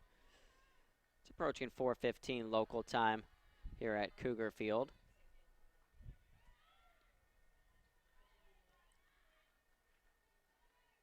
Not bad timing for a game that's featured 16 combined runs and 5 errors. The 2-1 sent over to Elston. Another play and another flip over to first base. Couple of ground outs over to second base and back-to-back batters. It's moved Brown all the way over to third base, but Corbin just needs one more out to get out of the inning. You want to see a 0 up there, especially after you just retook the lead. You put 3 runs up there in the bottom of the 5th.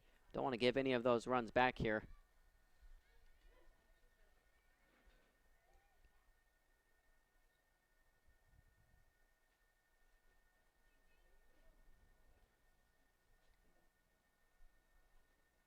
Corbin trying to escape the leadoff walk that she issued. It'll be up to Kane. And we already know the power that Kane has at the plate. Shy Kane hit the game-tying home run back in the top of the 5th. Was her second home run of the season. The 1-0 popped up on the infield. A diving play, but unable to come up with it is Parker. She hits the dirt real hard, trying to charge her way up to make the grab there. Tough play to make regardless. You can wonder if it would have been better if it dropped and then for her to pick it up and throw over to first. But regardless of that, a great effort from Parker trying to make the grab. Unfortunately, a run comes across for the Fleet. They cut the deficit in half. It's now 9-8.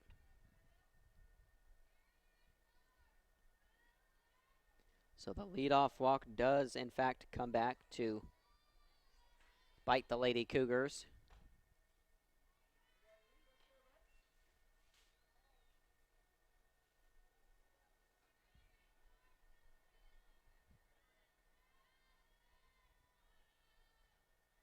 Here comes the 1-0.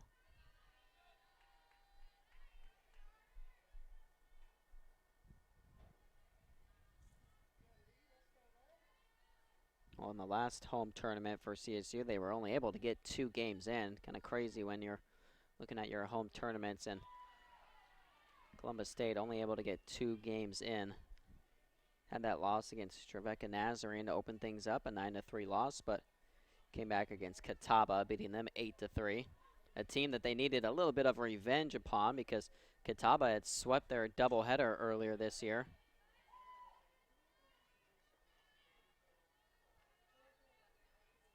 Lady Cougars only gave up 6 total runs in that doubleheader, but lost 3-2 and 3-1.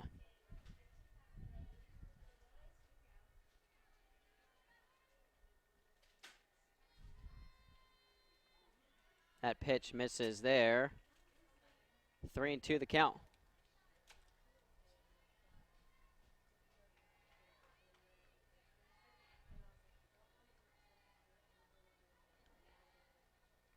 Corbin needs a strike here. Runner over on first base. The pitch goes right to Morgan Elston, who snags it in her glove for out number 3. 9-8 our score. Let's get that run back here as we head to the bottom of the 6th. These are your teams, your players, your community of fans. This is where they play, where they practice, where you cheer. At every meet, every event, every game. Your community is passionate, dedicated, supportive. You know the tension of a close game and the thrill of the win. So while you're cheering, keep an eye out for anything out of the ordinary. If you see something suspicious, say something to local authorities. Being a champion takes more than skill, more than endless drills, more than using your head. Being a champion takes the heart to give it your all, the agility to thrive from any angle, and the relentless drive to be the best. Welcome to Division 2, where the pursuit is yours to create, and the question isn't, can you do it? It's will you? We can stop to make sure someone is okay. Get in the way and disrupt the situation. Notify an authority. Or walk them home safely.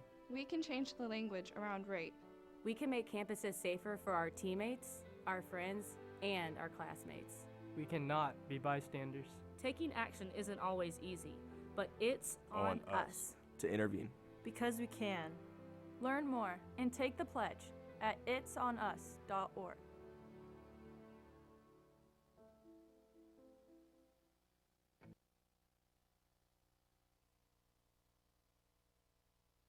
Top of the lineup here for CSU. So their 1, 2, and 3 hitters will step up to the plate. Bottom of the 6th inning on Cougar Sports TV. Columbus State has a lead, so they'll have a chance to shut the door. Heading into the 7th inning, we'll see if it will be with a 1-run lead or more. Hopefully more for CSU as they try to tack on some insurance here in the bottom of the 6th. Cooper, Elston, and Ambrose will get the chance to do so for CSU. It's been productive here at the top of the lineup for the Lady Cougars. They are a combined 4 for 9 between their 1, 2, and 3 hitters. That one off the end of the bat goes foul. They've scored 4 of the 9 runs for CSU. Again, we mentioned at the top of the broadcast, Hannah Hauge, she usually goes the entire game. Started 9 games, has thrown 9 complete games.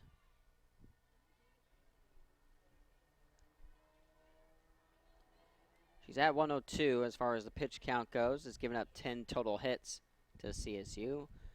Only 5 of the 9 runs have been earned so far, but she's still sitting at 4 strikeouts, which the Lady Cougars have done a really good job battling in these plate appearances and not really striking out a ton, although I say that, and right on cue, we're going to get a strikeout there from Cooper, who will head back to the dugout. 5th strikeout of the game for Hauge. 2nd time that Coop has struck out.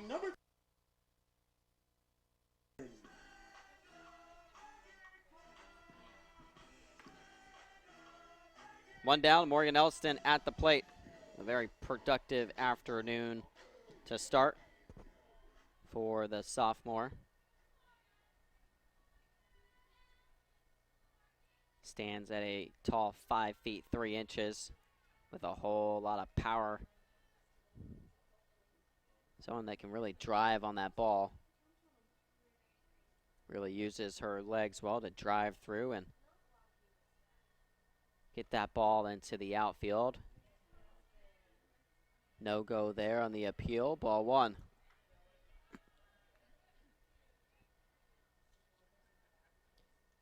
Only 2 home runs, though, so far this season for Elston. 2 home runs, 3 doubles, so 5 extra base knocks. Here comes the 1-1 pitch.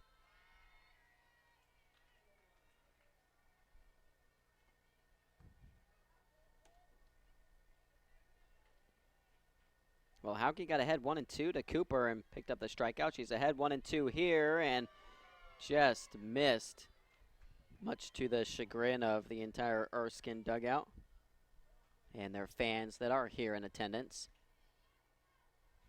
Got a few fans here from the Fleet.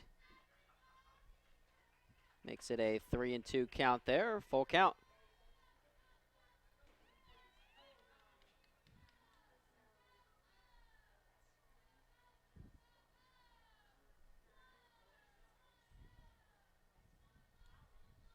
Here comes the payoff pitch. That one fouled out of play.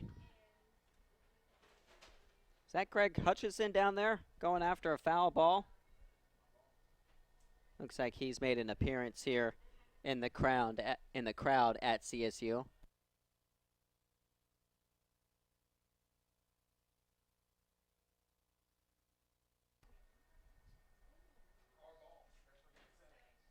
Hauge tying her shoe inside the circle. You always see Hutchison on campus rocking the suit and his hats that he'll wear, always looking real nice, representing Columbus State well. 3-2 the count. One down, base is empty. Here comes the pitch from Hauge, and again, Elston fouls it straight back.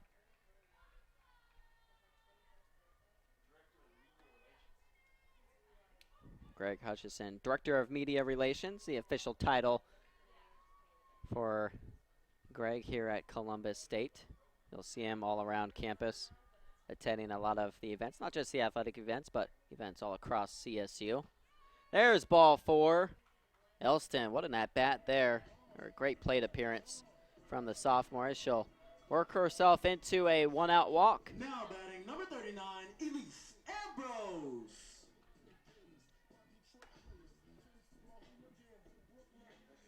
Up steps Elise Ambrose. Has Notorious B.I.G. as her walk-up song. That's way before her time. Elise Ambrose, just a sophomore here at Columbus State University. I get confused with everyone's age. A sophomore means that they're only about, 20 years old or so? 1920, and we're in 2020. That means she was born around the year 2000. My goodness. Makes me feel a little bit old.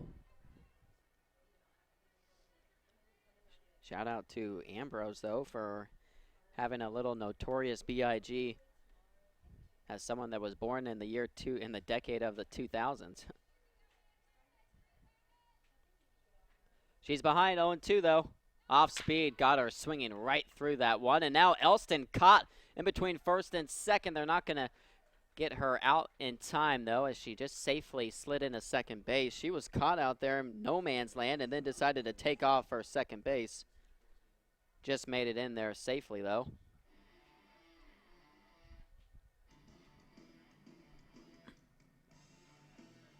So Ambrose out, Erskine over at second base. And it looks like we're going to have Mary Horan pinch hitting here for CSU.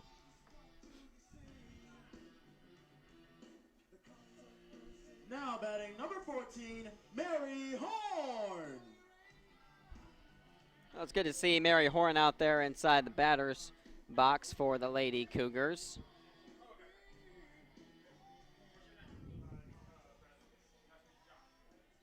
She makes her 9th appearance this season. And she's actually been real productive at the plate. 6 for 14 for CSU this season. Looks at a ball outside to start this at-bat. Well, it's going to fall into the bat of Mary Horan if the Lady Cougars want to attack an insurance run here. Erskine in scoring position. She's over there on second base. Horns ahead 2-0.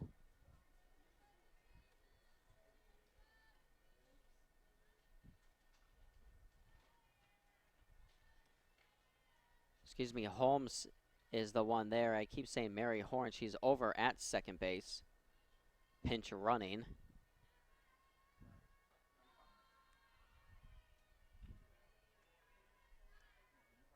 Oh, no, Morgan Erskine is over there at second base. I was getting confused with the live stats that are coming in. Mary Horn is at the plate. Should have gone with my gut there. I was right all along.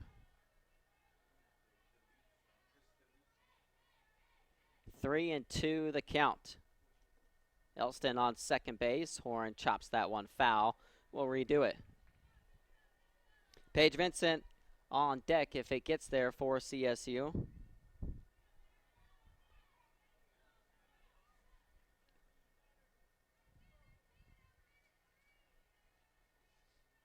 Mary Horn has come in for Parker.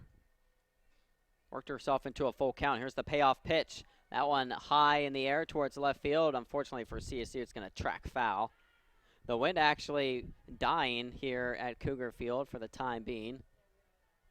Could have used one of those opportunities where it was blowing hard to the right. Try to keep that one fair.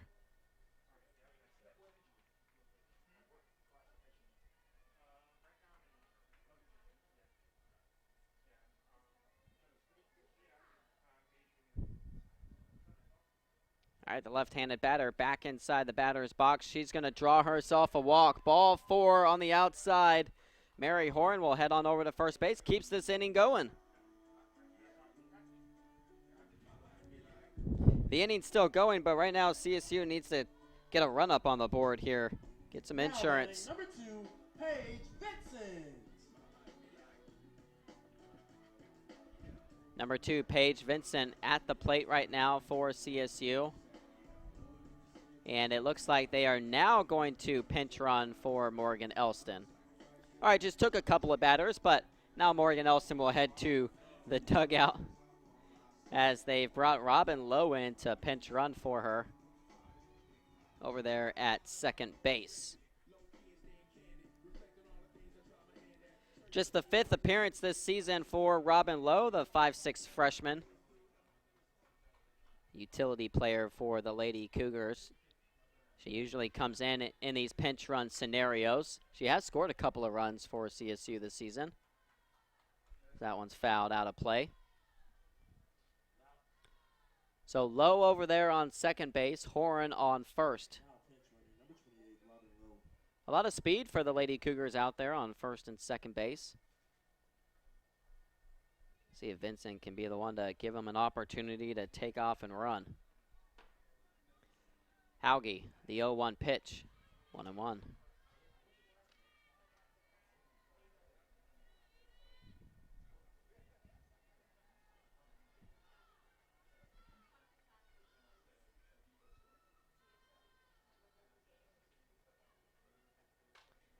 Vincent fouls that one out of play again. 11 RBIs on the season for Vincent, but she's had an 0 for 3 afternoon. This is the first game for Columbus State. Again, they'll be in action later on tonight. 7:30 scheduled start time, so the nightcap here on this Friday evening at the Red, White, and Blue Classic.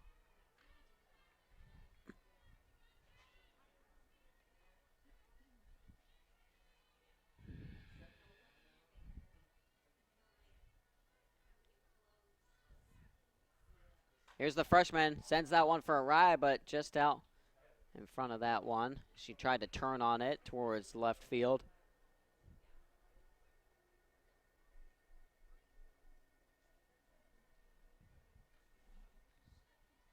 Just missed on that one.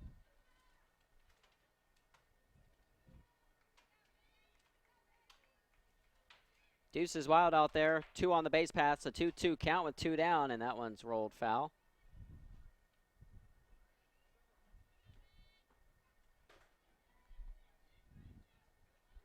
Hauge gets the ball back. We'll have to send another one in. 5 2/3, 10 hits, 5 earned. She's gotten 6 strikeouts now inside the circle. Here comes the 2-2 pitch. A swing and a miss. Going to be strikeout number 7 on the afternoon for Hauge. All right, it's a 1-run lead. Lady Cougars need 3 outs. Let's head to the 7th here on Cougar Sports TV. Well, hold on a sec, as all of a sudden there's confusion on the infield. Well, she dropped the ball, but the umpire signaled that she had made the tag, so everyone all of a sudden started to head towards the dugout. She did drop the ball, and they're going to say that she did not make the tag, so keep ourselves right here at Cougar Field. All sorts of confusion.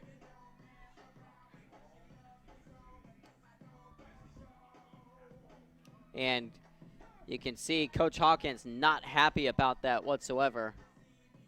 Now batting number 1, Caitlin Kennedy. Well, after all of that, we're going to have runners on first and third. The Lady Cougars are going to score a run.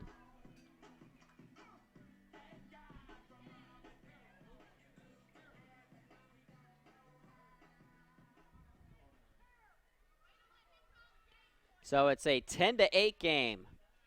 Let's backtrack here, and the Lady Cougars did tack on that insurance run. How about that? All sorts of confusion here at Cougar Field. She dropped the 3rd strike swinging there by Vincent. But the umpire, home plate umpire, had ruled that she had been tagged, but instead they change it, and they make the call for her not being tagged, which keeps the inning alive. And now runner gets safely over there at first base, so another run is going to score for CSU. It's going to make it 11-8 now for the Lady Cougars. Now batting number 17, Paris Poston. Catch your breath. We got all sorts of stuff to catch up on. Madness happening out there here at Cougar Field, the last few batters. Inning stays alive on the dropped 3rd strike. There was no tag that was applied. And after some confusion, the home plate umpire got together with the infield umpire and ruled Vincent safe over at first base, which allowed Robin Lowe to come home and score. And just there we saw Kennedy hit that infield single. She was safe just in time over there at first base, which tacked on another run for CSU. So 2 runs have come across here for Columbus State in the bottom of the 6th. It's now an 11-8 game for CSU. Well, Erskine obviously not going to be happy about what just transpired.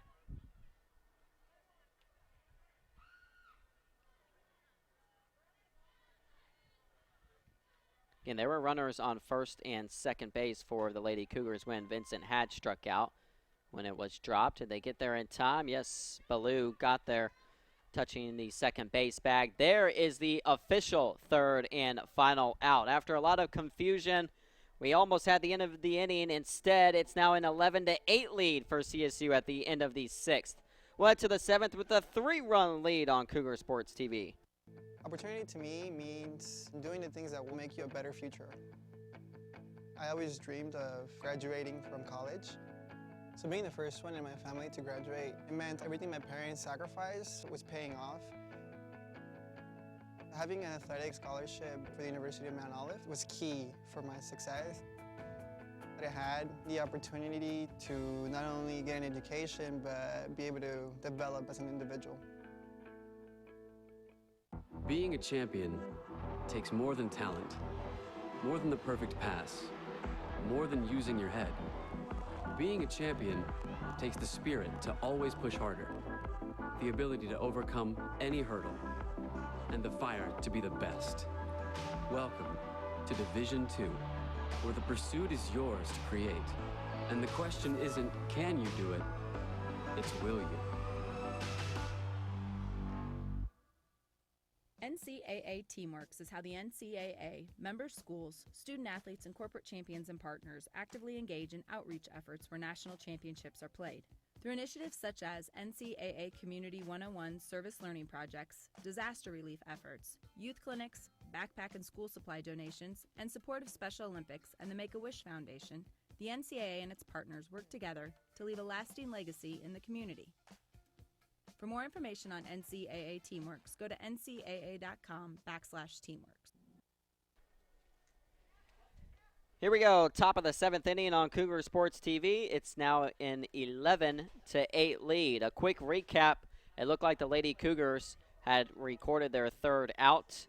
Swing and a miss by Vincent. She struck out in the bottom of the sixth for the third out, but it was a drop third strike. But the umpire just kind of turned around and was walking away, so it looked as though she had either applied the tag or the umpire didn't see that it was dropped, and CSU did a great job of running the base paths regardless, as Robin Lowe came all the way home to score, and the entire dugout for Erskine was already entering the field, looking as though we were headed to the seventh inning. Instead, umpires got together and ruled that she was safe and that the tag was not applied. So Robin Lowe scored for CSU, made it a 10-8 game, and then Kennedy came through for the Lady Cougars, picking up another RBI for CSU, her third RBI of the game. So instead of no insurance runs, the Lady Cougars get 2 of them. They've got an 11-8 lead. Need just 3 more outs. Again, a lot of confusion happening there, and I think it all started with the home plate umpire kind of walking away from home plate there, basically signaling that it was the end of the inning.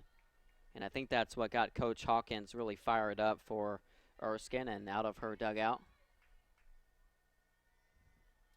Well, regardless, there's no going back. It's a 2-2 count. Now a full count here with Hannah Rose Corbin trying to put an end to this one.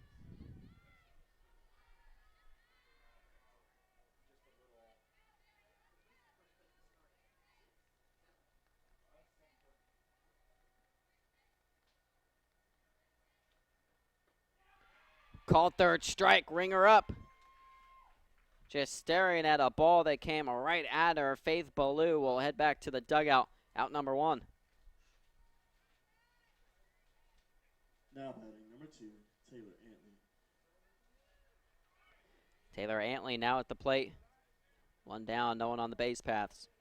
Hannah Rose Corbin again. She came in for Caitlin Kennedy, who came in for Harley Dawson, who ran into all that trouble back in the top of the 5th inning.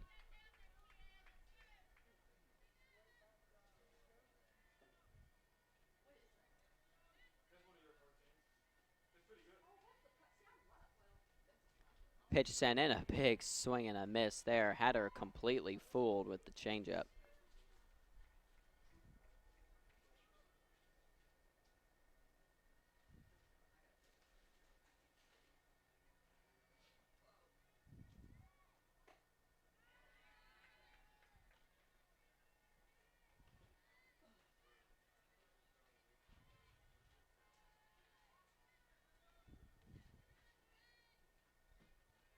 2-1 the count, 1 down.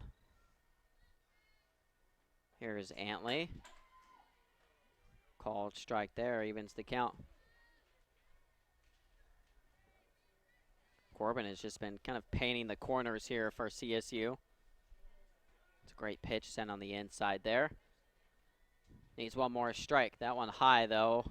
Another full count.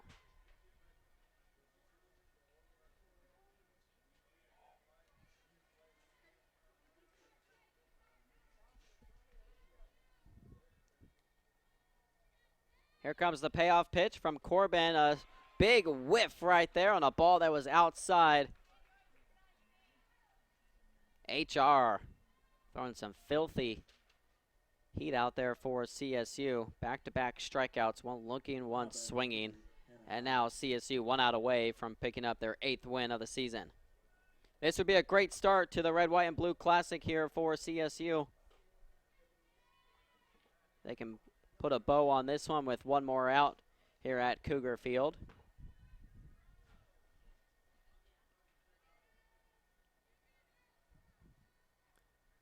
Off-speed pitch settles in nicely for a strike there. West Alabama will be the next opponent for the Lady Cougars. Again, a scheduled 7:30 start time for Columbus State and West Alabama tonight. We'll be right back here on Cougar Sports TV. We're going to take a break during the next game, so again, make sure you join us right back here on Cougar Sports TV. Scheduled 7:30 start time. We'll keep you updated on our Twitter account, so make sure you follow at CSU Cougars SB for all of the updates there. Runner safe there as first baseman Vincent, her foot kind of slipped off the bag there and didn't look like it was going to be in time anyways.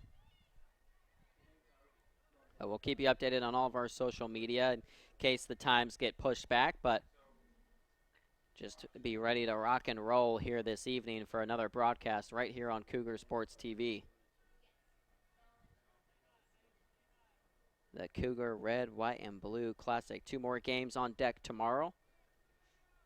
As the Lady Cougars, they'll take on this Erskine team again. That will be the finale for CSU. Scheduled start time at 4 p.m. And then they've got Lynn at noon to kick off their Saturday.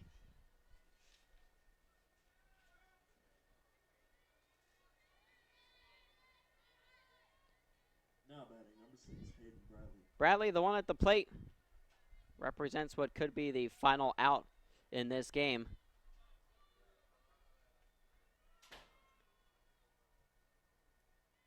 High scoring affair between these two. In fact, every single inning of this game, we've seen at least one runner on the base paths. Every single half inning, at least someone has reached the base paths. We have had no clean 1, 2, 3 innings this entire game.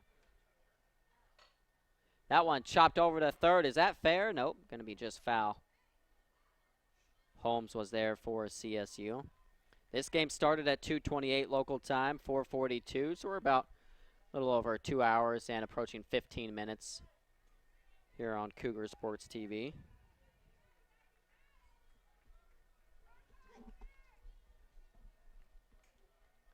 Oh, and to the count, HR way ahead here. Plenty of wiggle room as she sends a ball in outside, 1-2.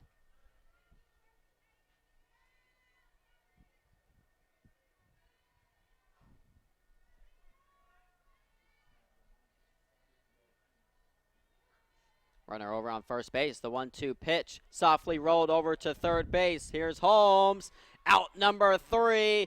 That'll do it here at Cougar Field as the Lady Cougars get started off on the right foot here in the Cougar Red, White, and Blue Classic. 11-8 the final score here as CSU racks up 11 hits and 11 runs in their opening game of the tournament to come away with an 11-8 win over the fleet of Erskine. Kennedy, 3 RBIs and 3 hits. Freshman had herself a game this afternoon for CSU. 2 hits apiece for Poston, Dodson, and Elston. And it's Columbus State who comes away with the win.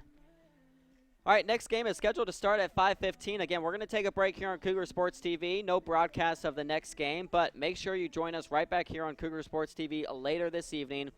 Again, a scheduled start time of 7:30. We'll keep you updated on our Twitter account for at CSU Cougars SB. You can follow them for all of the updates for Lady Cougar softball. That'll wrap things up for us here in this first game of the Cougar Classic for the Lady Cougars. 11-8, CSU comes away with the win. We'll see y'all later on tonight here on Cougar Sports TV.